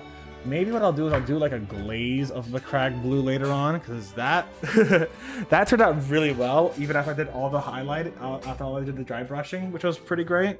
So maybe I'll do that as well to recenter it into Macragge Blue. I realize it's not the best dry brush. It's kind of fucking about here. Like this might even be better. I'm gonna switch my dry brush. Let's try it out.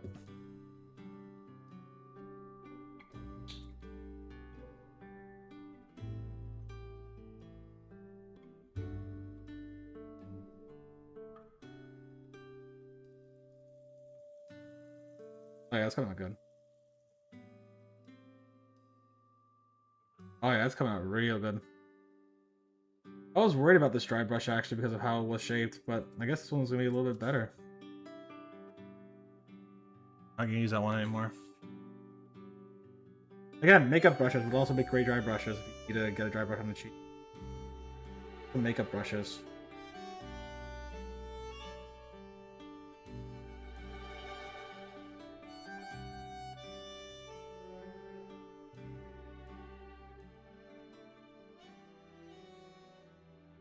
For the love of all that's holy Terra, do not buy game shop brushes. They're fucking expensive.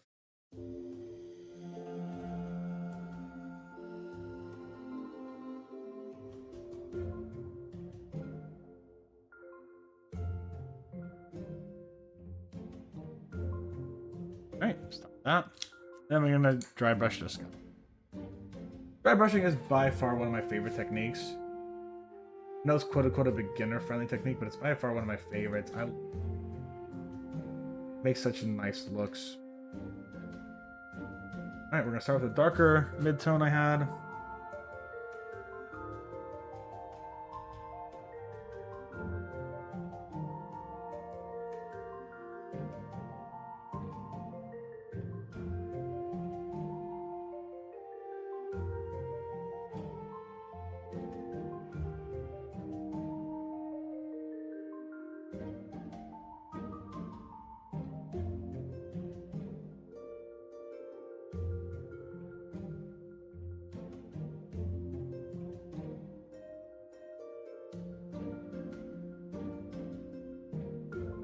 Opa, ela.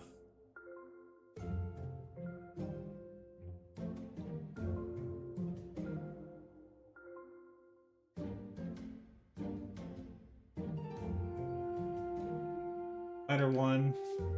Lighter one's gonna be a lot lighter. We're gonna be the rest of it.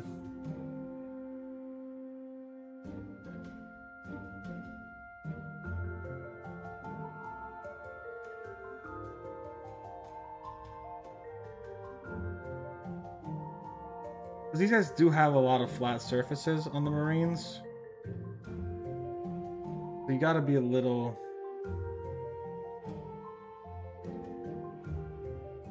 cognizant about that.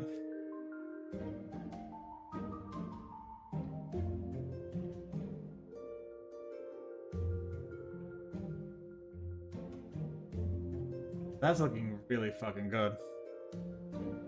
I'm excited to take pictures of these guys already, actually.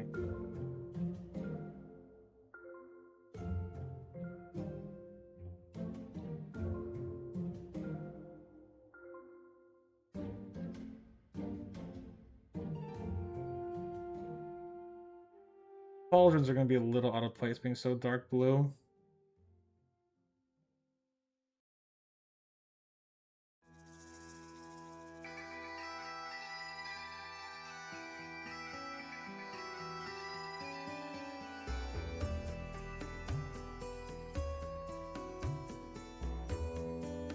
Alright. Now what we're going to do is we're going to do that like overall glaze of the cracked blue. Again, I kind of love it that I'm taking things I learned from like doing House Kurita mechs and not gonna apply them to this, you know what I'm saying? It's just like, it's really cool to see just how much of your knowledge and skills you could apply to one thing or another as you get further in mini painting, you know what I'm saying? I mean, that's true of, I guess, any skill. Like, this McCrack Blue is gonna be super watery and only hit up like certain areas. So yeah, it's good. It should leave a lot. Yeah, it is. It should leave a lot of that. A lot of the a lot of the highlights alone, essentially. And it should leave plenty of those areas in between where the shading is alone. Now.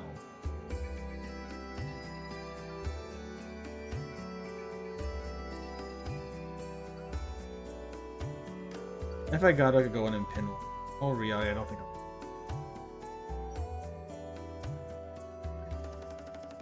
it's gonna be just light enough that's gonna cover what it needs to cover. But not, yeah, I can see it already forming real good. Very happy with it.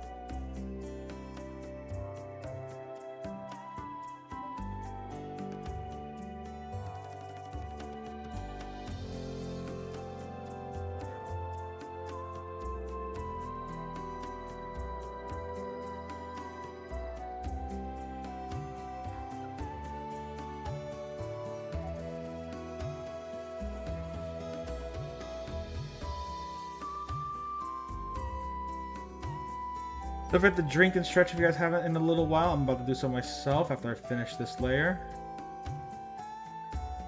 Shouldn't be very long.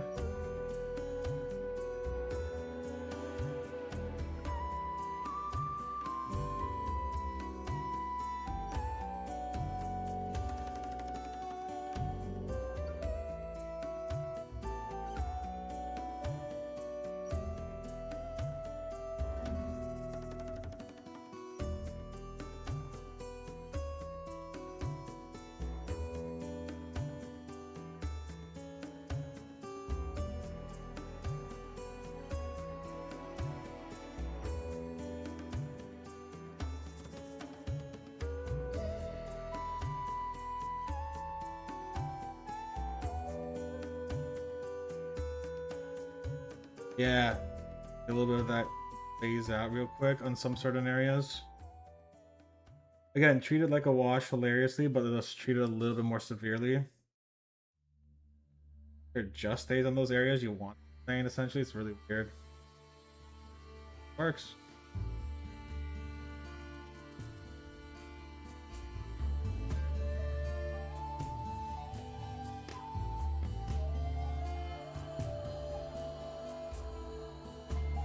Yeah, look at that. Look at how much bluer it is on the right. That's so good. I might even be able to add in a little bit more McCrack blue, actually. Make it a little concentrated. Try it out. Oh, let's try on this one. Yeah, that's fine. Okay.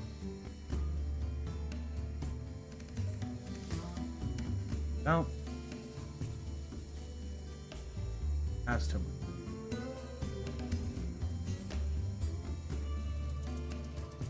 At that point in time, we're actually losing, so we're gonna quickly take it off.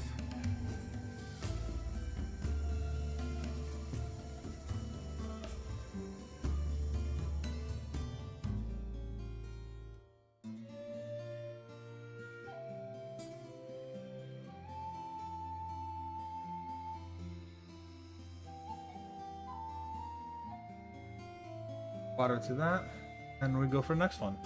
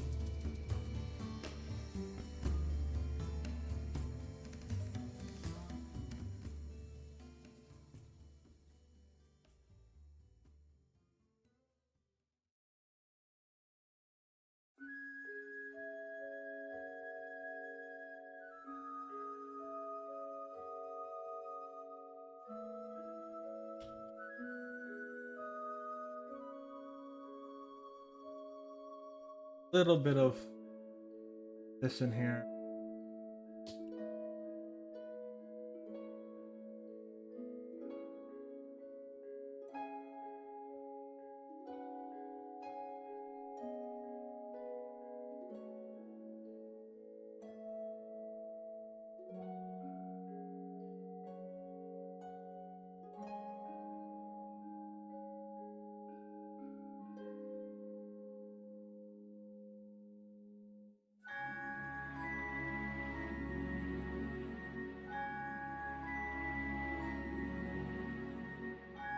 Should dry a lot darker. This.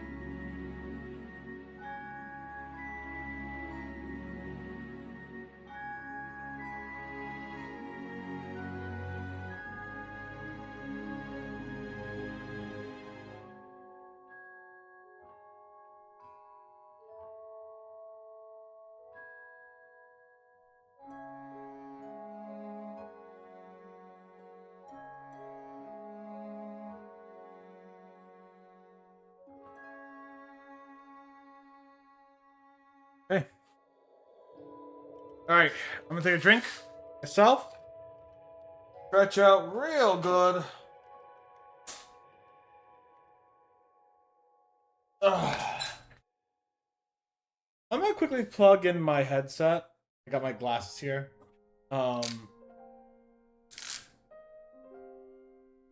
Quickly plug those fuck. I'm gonna get a snack and some water. Everyone, behave. Stretch. Use the bathroom, all that good stuff. We're gonna finish these guys today. I want to finish these guys today. We're gonna work on the guns next. Yeah.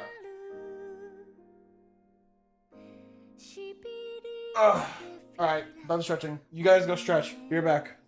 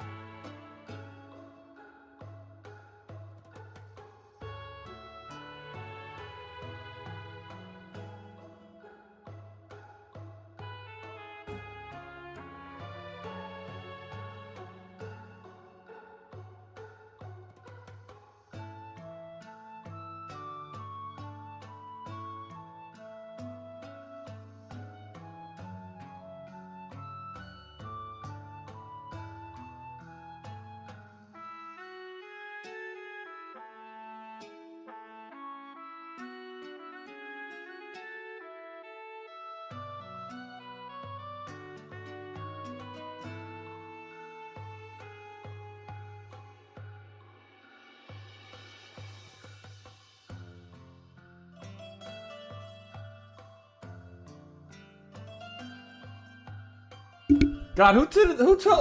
I don't have my baby boy up. Where my baby boy at? There he is. I forgot about him entirely today. God damn it. I had him like up and up and up and at him, but like anyways. So let's take a look at how our blueberries are doing, and they are doing so well. Actually, they got a little bit of time to rest up, but they also have like look at this. Look at how they all right, you know, let me just take this off here. Look at how well they dried up and how well you can see all those accents from the dry brushing. Like, just look at the legs here on their own. Look at the armors here on their own.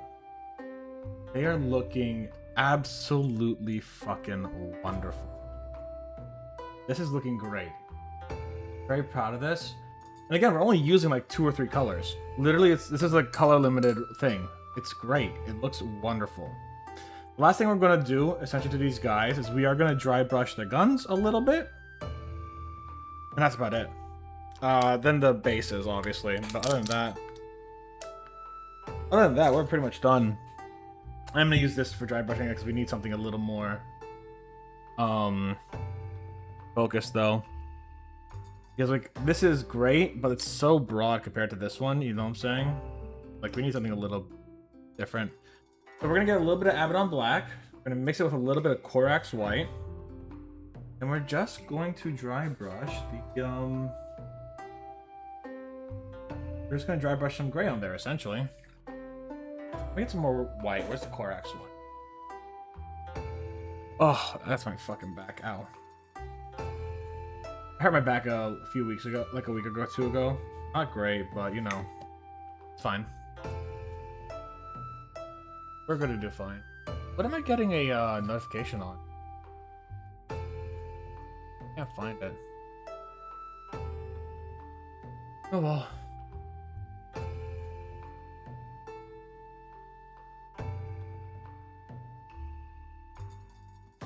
Every once in a while, I see like there's a notification on my Discord. Who the fuck is texting me? How dare people text me? That's disgusting. Who wants to talk to me? People, but enough.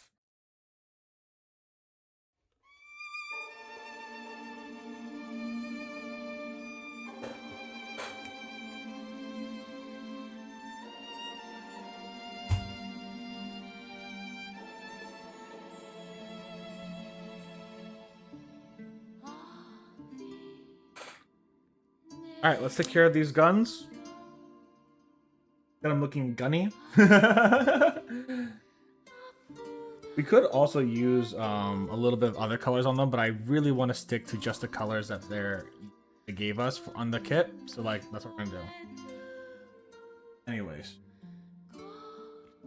Again, if you live in the United States, this is your only... you'll have a few more chances later on in the week, but you can join on the giveaway and maybe win these Space Marines if you like Warhammer. This would be a great time.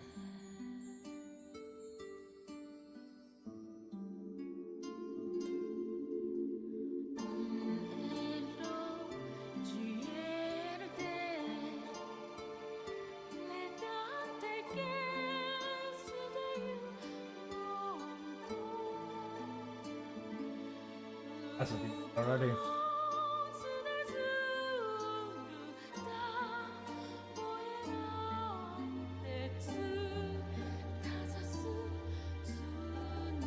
I want to do a couple small pairs, but other than that,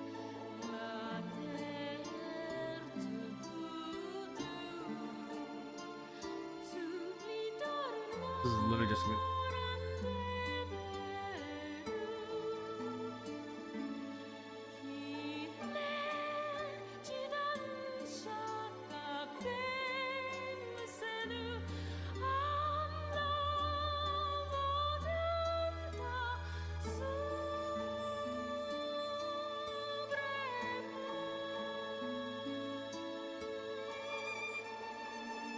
Oh, also.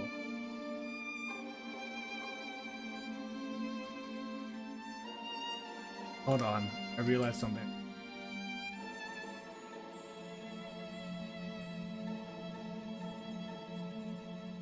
Realized something I gotta fix.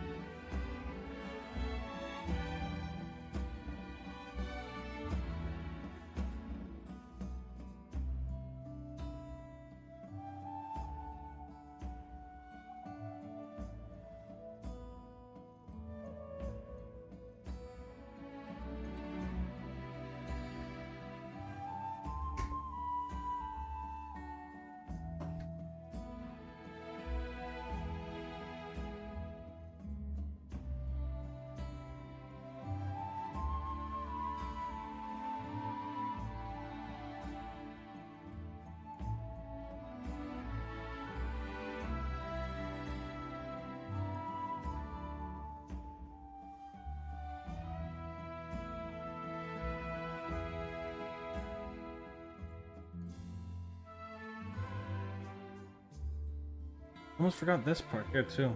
I'm gonna fix that real quick.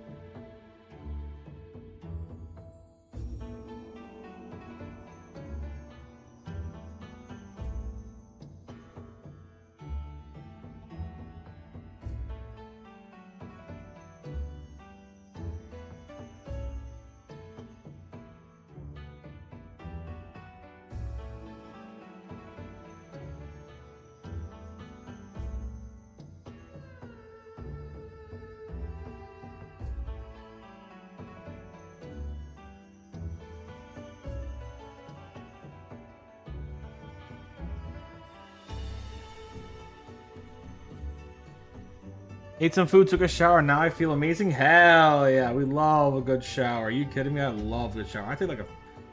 I'll be honest, it's my one environmental faux pas. I take a long shower. There's fucking long. But to be fair, depression showers are like that. You know, you take a long fucking shower because it's just like, ah, yes, the warmth feels great on my...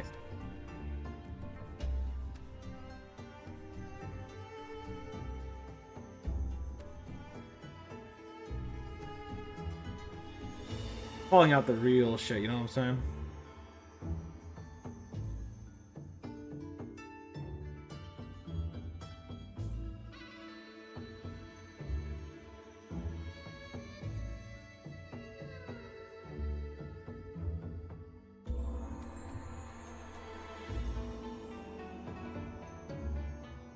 Yeah, fucking the amount of D&D campaign stuff I have in showers are like immense.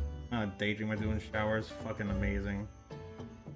I think in calls in the shower too. There's some people that are like, oh yeah, you want to talk? Yeah, I'm in the shower. You want to join me? Not often, but I've done that before. It's actually one of those. So I find it really funny. There are people who are comfortable with talking like when they're on like the toilet, right? It's like, oh yeah, no, I'll talk to you through the door. I fucking hate that. I hate that. But I'm comfortable talking to people with like through the shower curtain. You know what I'm saying? That's fine. On the toilet, fuck no. But there are people who are like the exact opposite. But I've never seen people who are like comfortable with both. Like, I don't know, man. It's fucking funny, you know, when you think about it. I don't get the toilet one. When people do it, I'm like, nope. Welcome to Botanist Cool's chat room. Damn, did it really just reset on us? Alright, cool.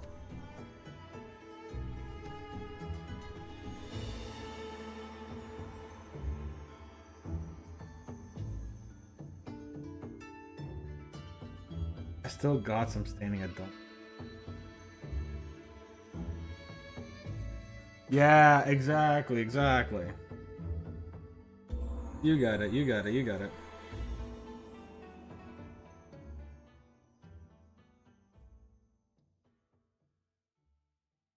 Alright. I'm gonna put some dapping of the drag blue on the on the heads.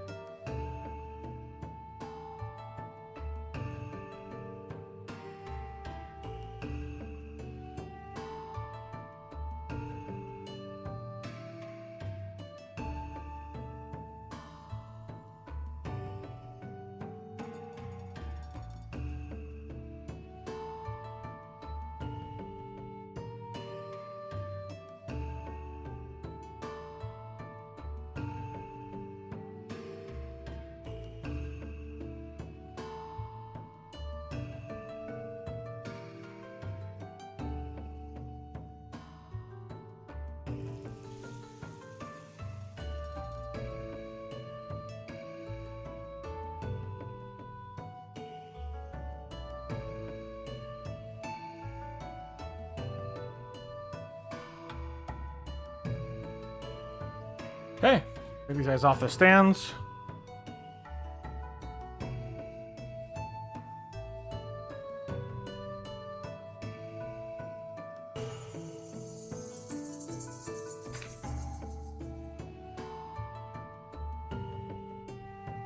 And now we're going to take that Armageddon dust.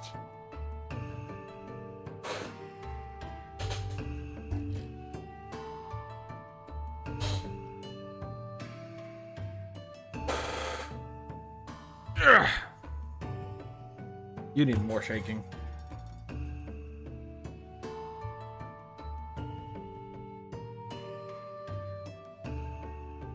We're just gonna let it sit there for a bit. Like I literally have a vortex mixer on my hand, like you'd use in a lab, essentially. Let it sit there for a second or two. You know.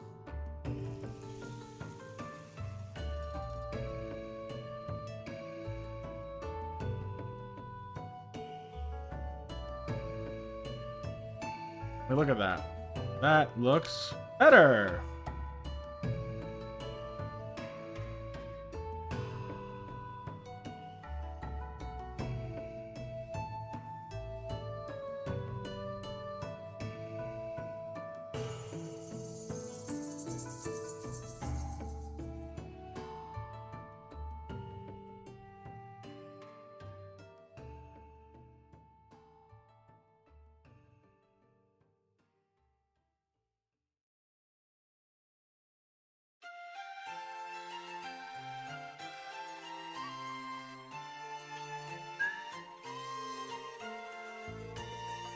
Come on. There we go. Nice little hole in here.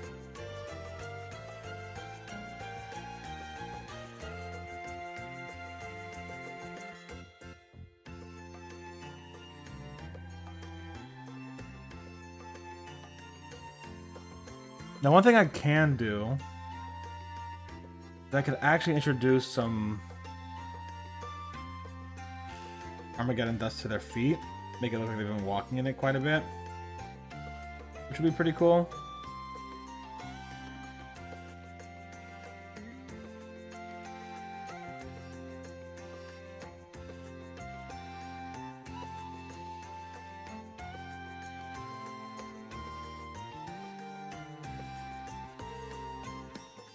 The Armageddon dust is gonna need like 24 hours really to level for too much more else. Like, I usually rush the paints on the on these technical paints. I usually do. I shouldn't. They usually do best when you give them like a couple hours to rest. Like, oftentimes I'll try to like do in the beginning of my painting. I'll try to do the technical paint first. But then I forget about it. Like, shit. Well, okay. Cool. No. This is just like Armageddon dust too. I gotta add some like little like plants I have into it. Oh, something to make it a little bit more lively, you know. Make it a little lively.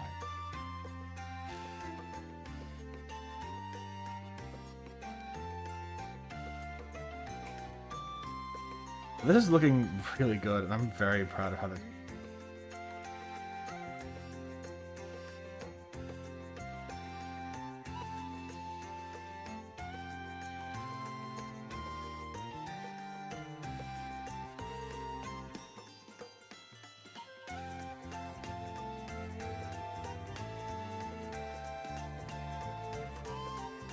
No, 2.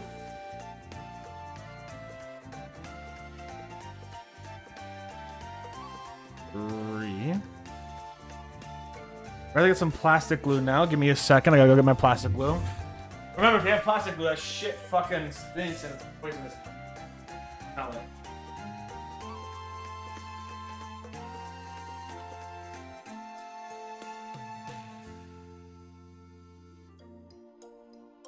Like, legit, this shit can get you like nauseous very easily. Just be careful with it if you're not using them often.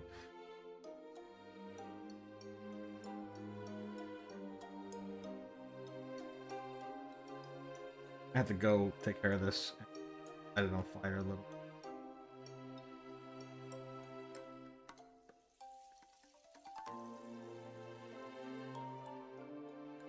Oh, it's on.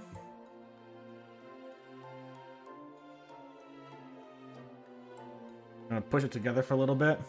Really hold it together. Because while plastic glue is very strong, it will take a second to bond. So what it's doing is it's melting the plastic together, right? And when the plastic melts together, it takes a little while for the plastic to melt together. So you gotta really hold it on for a second. See? It might fuck it up. Might just want to use super glue instead, actually. Looks like the paint's blocking it. Ow. But super glue is going to get you a different result, just slightly. The super glue will make a barrier instead of melting the shit together. Oh, no, it's melting together. We're good. We just got to hold it together for a bit.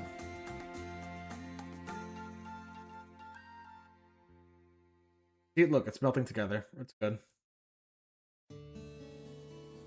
There we go. Really angle it up a little bit better.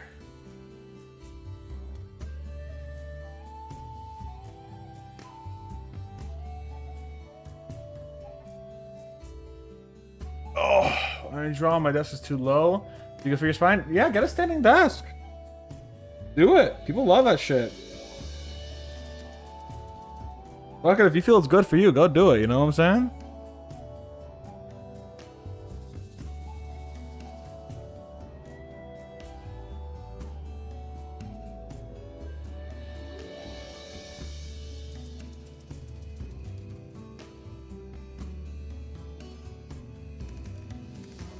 And now don't touch it. Don't fucking touch it. Once it's staying still, Don't touch it. The fucking glue will work.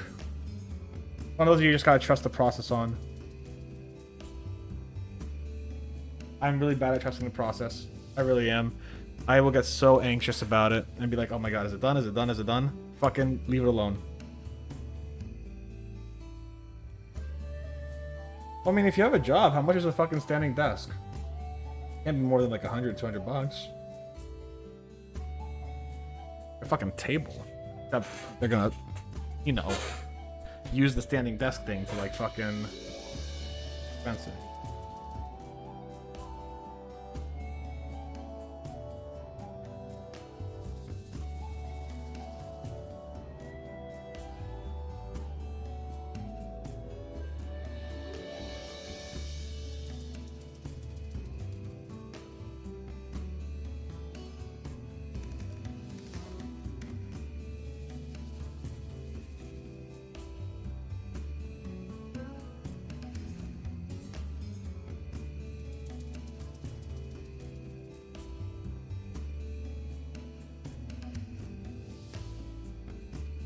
Okay, base done. Oh yeah, fair enough. I didn't know if you had like a part-time job or something. Oh, you're doing student shit. I didn't know you had a part-time job. When I was in university, I had like 3 part-time jobs. So I was like, fuck me.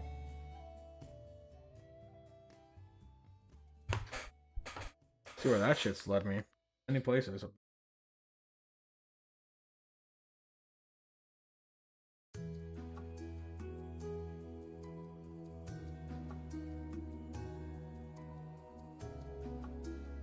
Yeah. Happy for you too, bud. About 40,000 in student loans, which at least I don't have to pay back right now.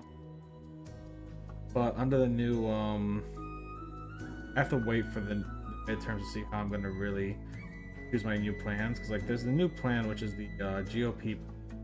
Pretty. It takes the good parts of the plan that Joe Biden put in, it keeps some of them, and it's like, oh no, we did it now. Wink, wink, hint, hint. You know.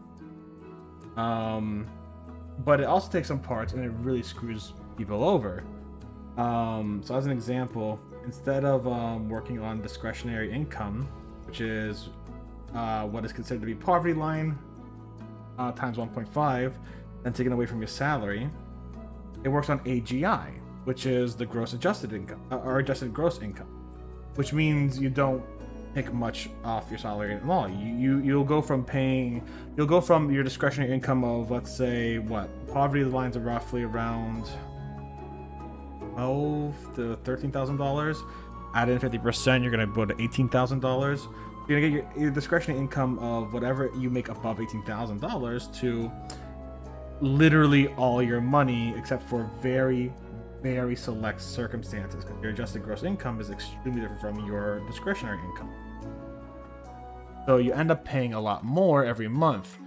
The WRAP program, though, what it does allow you to do is it says if you don't make a certain amount of payment, we'll actually put $50 down to your principal, which is fine, but in reality that does jack shit, because your principal is usually going to be around $40,000, $50,000, $60,000. I know that's like it's very fortunate, yeah.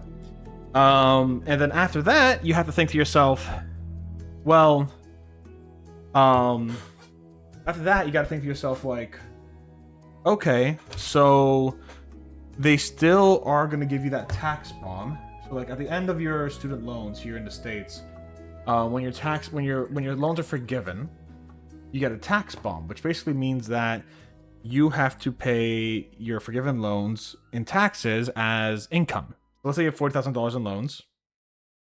You then go and you say, hey, I'm going to pay off those $40,000. They're going to be forgiven. Now you have $40,000 extra income that you know to pay taxes on. You get about tax bomb about 20% there. That's something that the GOP has kept. But people like Biden try to take a lot of that pressure off by giving you the $20,000 from your Pell Grant forgiven entirely with no tax bomb. But they're like, fuck you, students. Fuck you for wanting to get a better education and better yourself. Fuck you. But the G. they really screwed up a lot of students there by still including that tax bomb in their bill when they're like, oh no, we're gonna totally make it easier. The only thing their bill does, I think, is a little better. Is technically what it does is it will give you $50 towards your principal if you cannot pay your principal. However, what it does, it takes your loan span. It goes from 20 years till forgiveness to 30 years till forgiveness. So you actually pay more money in the long term because interest keeps compounding. If you are able to pay off interest, though, or if you are in the part of the program where like, oh yeah, you can pay off parts of your interest and you don't have to worry about it, and then it'll stop, which they took from the save plan, mind you. The save plan was like, hey, if you can't pay off your interest, the rest of it will get forgiven and the interest won't rise. Because, loan companies are extremely predatory with that shit. But, the GOP is like, we're going to keep that. We're going to do that the same thing, but we're going to make it so that it's a lot harder to pay off still, because you're still going to have to make monthly payments. It's going to be based off your AGI instead of your discretionary income. And you'll be 10 years more. It'll be 10 years more. So if you had a program like the pay program like I did, which they are phasing out, by the way, if you had that, then that means that is going to be that means my 20 years to student loan forgiveness is not going to be 30 years. It's going to go from 2036 to 2046, right? Which is fucked up. Even though I made all the qualifying payments, all the kind of shit, even though I got all my interest down, they actually screwed me over. I got thousands of dollars of interest now because they decided to stop the save program without anything to replace it for a while. You know what I'm saying? I got a couple of $1,000s of interest that I can't pay off because, boy, the fucking, there's no quality control and job control in terms of, hey, you got a degree, you should be able to get a job that pays well. And because you don't have a lot of strong payment methods, strong paying, that the salary is not kept up with production and stuff like that, people like me who do have degrees pay their loans. That's kind of a fucked up thing. People who get specialized skills to get paid for those special. Of course, that includes training as well. If you go training for any form of training or what have you, like EMTs, etc., which also I believe get a lot of. Well, any form of training should get you better pay. However, every person who's working should have a bare base minimum of a comfortable living standard. Which, back when minimum wage was first made by fucking what's his face, was the ability for a person to pay for a home and live a comfortable standard of life where you would be able to support a family.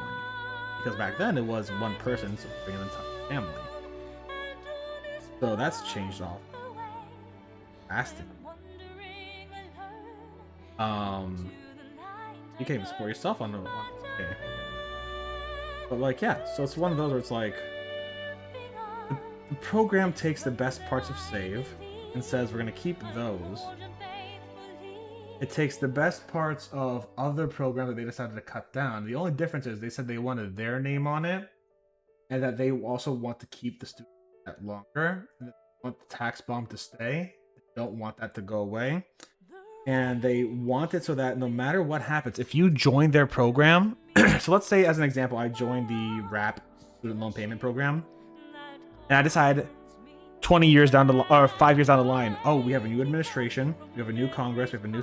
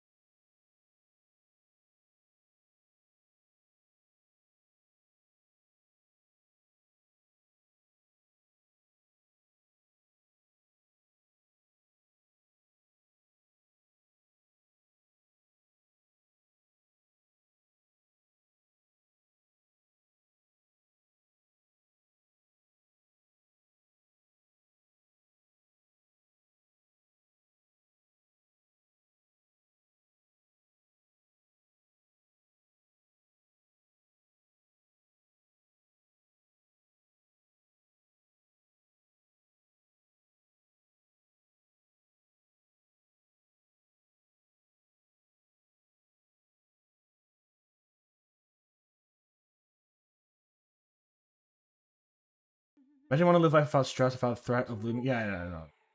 Not to mention the fact that they started this giant war in the fucking Middle East again for no fucking reason. That is, mind you, extremely illegal and not approved by Congress. So they could just raise fucking prices on gas again. Screw us over out of all that. Not to mention all that shit as the Strait of Hormuz is fucked over, screws up a whole bunch of other countries, not just the US. So many countries are screwed up by that shit. Like, fuck that. It's bullshit, and it's literally just harming its own people. The US says, yeah, let's hurt Americans for fun, I guess. It literally doesn't help. Literally doesn't help. There's no way.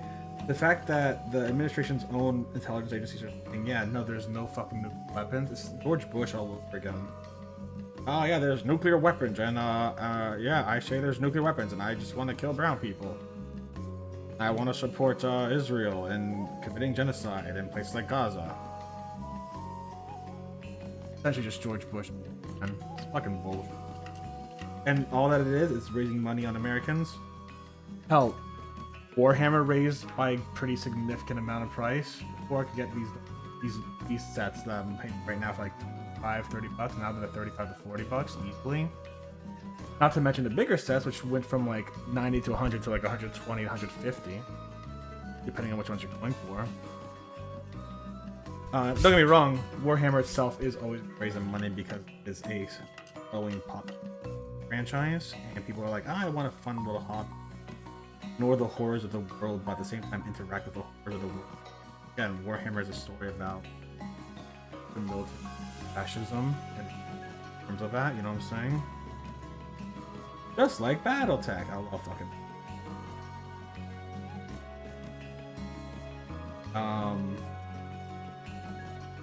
Like, it's really funny how there's a lot of people who are extremely fascist. Who are like, I want a future like Warhammer, to have some JO, like, hyper masculine fantasy about being a hero. Don't realize that it's fucking a dystopia. What, you want a fucking erratic dystopia where one guy is worth else? The fucking the literacy. What's the word? Fucking the media literacy in some Warhammer fans is beyond abysmal. Oh yeah, I can't wait for a Warhammer like future. Yeah, you can. Fucking. I want a Star Trek like future. That's the fuck where that shit where that. There's realistic problems in Star Trek. The Federation has its issues, of course, as every organization does, but it at least cares for its people in general. That's fucking good. Not to mention energy to matter converters. Oh, so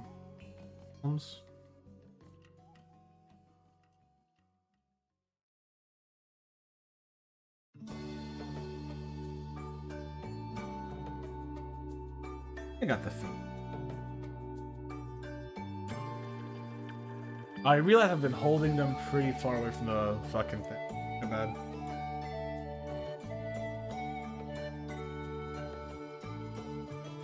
I don't think the sound will realistically get too much higher. Like, I think this is pretty good. What do you guys think?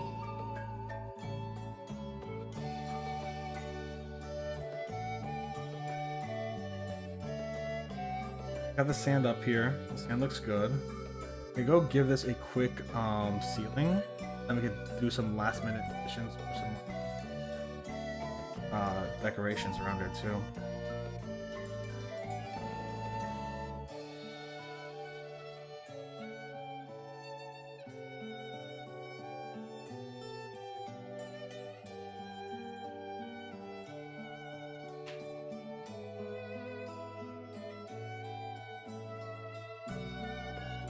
Can you get a little higher on some of these?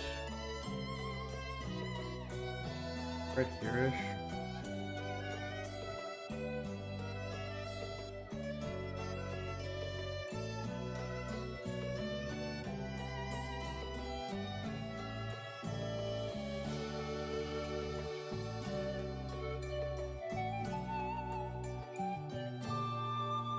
But like, I don't want to get too much higher.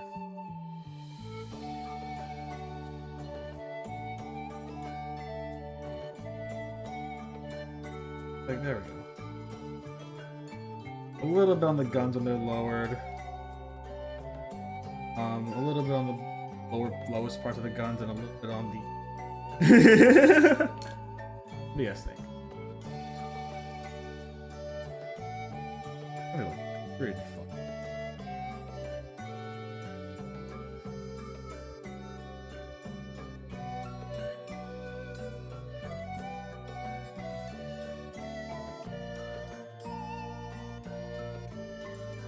Alright, I'm gonna go seal them. I'm gonna wait for them to finish sealing. That is 244.18. After they seal, what we're gonna do is we're going to put some plants on them. Make them look a little more deserty. Well, not a little more deserty, but at the same time, a little, you know, a little nicer. Again, now we're kind of getting out of the scope of what would actually box. Well, we have been a little bit, but you know.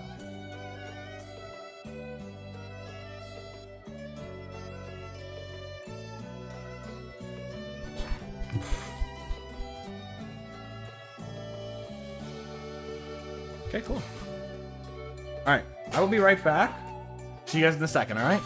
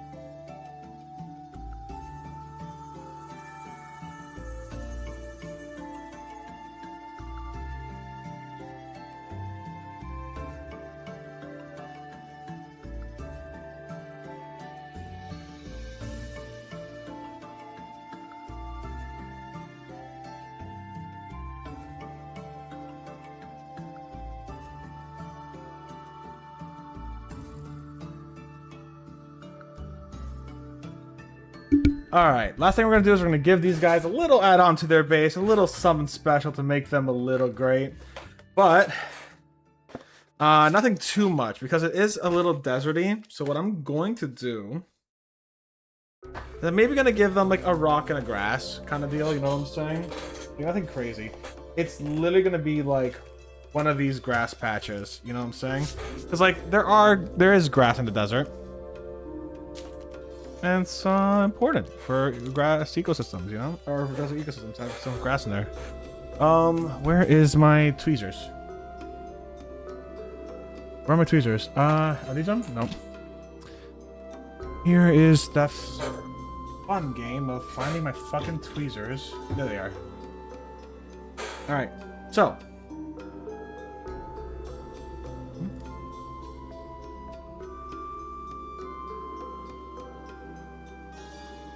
Now, one piece of advice I did get was also to put a bunch of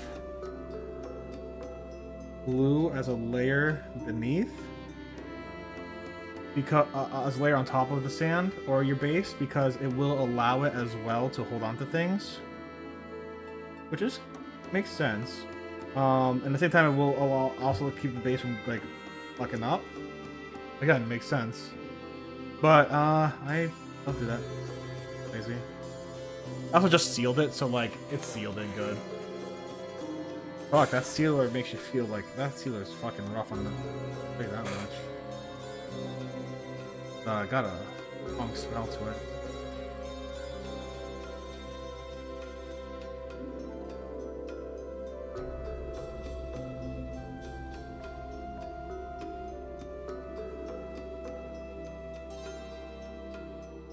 Gotta be careful using that kind of shit, y'all. You gotta make sure that when you work with paints and sealers and stuff like that, that you wear your masks.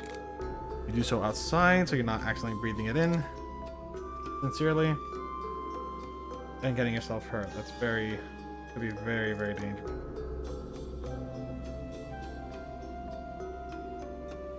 I'll still use some. That's pretty fun.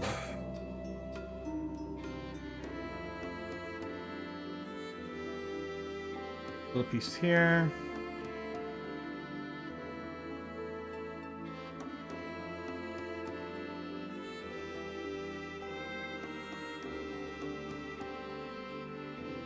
It's literally just corkboard as well. Box good. Again, you don't need to buy the super expensive stuff. Always remember, there's a lot of really easy ways to make stuff.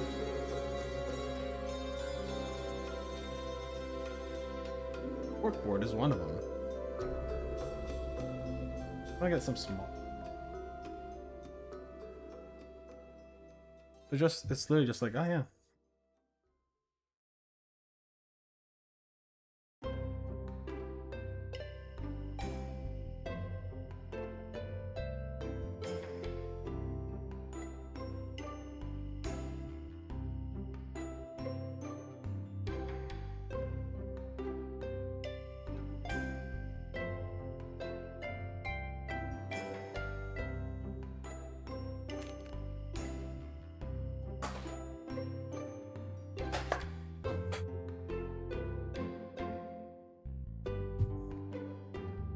Oh, I want to make a joke about that so bad. That's funny as hell to me.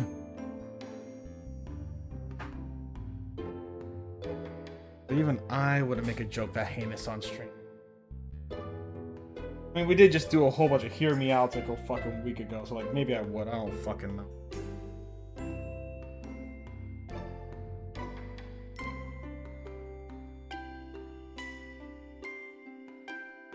Alright, let them dry for a second. I'm gonna put everything away. We're gonna show off everything. I'll be right back one moment, alright?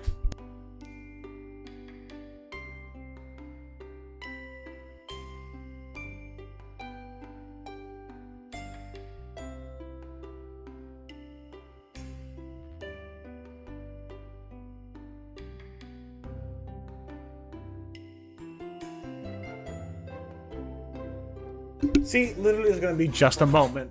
Oh, alright, that's my back. My back is feeling. I'm gonna do a quick stretch on my back. Oh, fuck. Alright. Putting away my glasses. With their super special, like, ×3 magnifiers. Alright. Take a look at these fucks.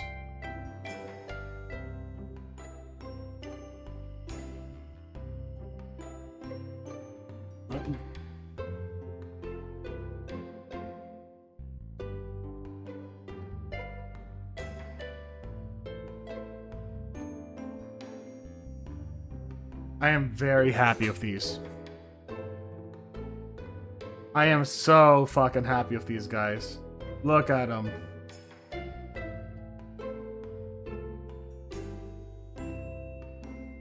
Gotta get that. Some of that glue will dry up in a bit, but like, these look amazing. Holy shit. I did great.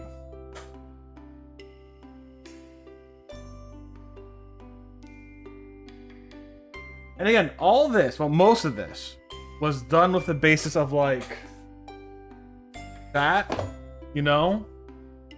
So, like, the biggest difference is, here's what we did. Alright, let me tell you what we did. So, we followed all these rules and instructions, right?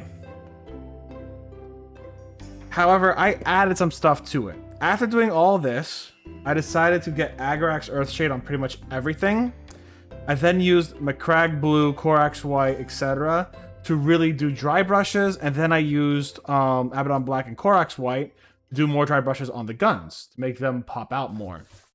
So, even with only 6 colors, you could do a lot of amazing work. These guys are from a separate thing. I decided to be a little extra with that, obviously, but even with just that one stupid brush too, which you can emulate that, it's just a lot harder. The only thing you really need with that kit is, of course, your clippers, and then maybe a couple extra brushes if you want to use dry brushes and stuff like that. But you can do a lot with that kit. That kit can get you a lot, and it will get you a lot of fucking minis. If you have a set of, like, Space Marine minis that you want, you can make a really... Oops. You can make a really good set. You can make a really good set of Space Marines from just that kit, obviously. That's the whole point. It is a starter kit. It is a... And if you're watching this as a VOD on YouTube, I want to say thank you very much for watching. I hope you had a good one. YouTube, stay safe, stay Botanist Cool. We'll see you soon. Bye, YouTube!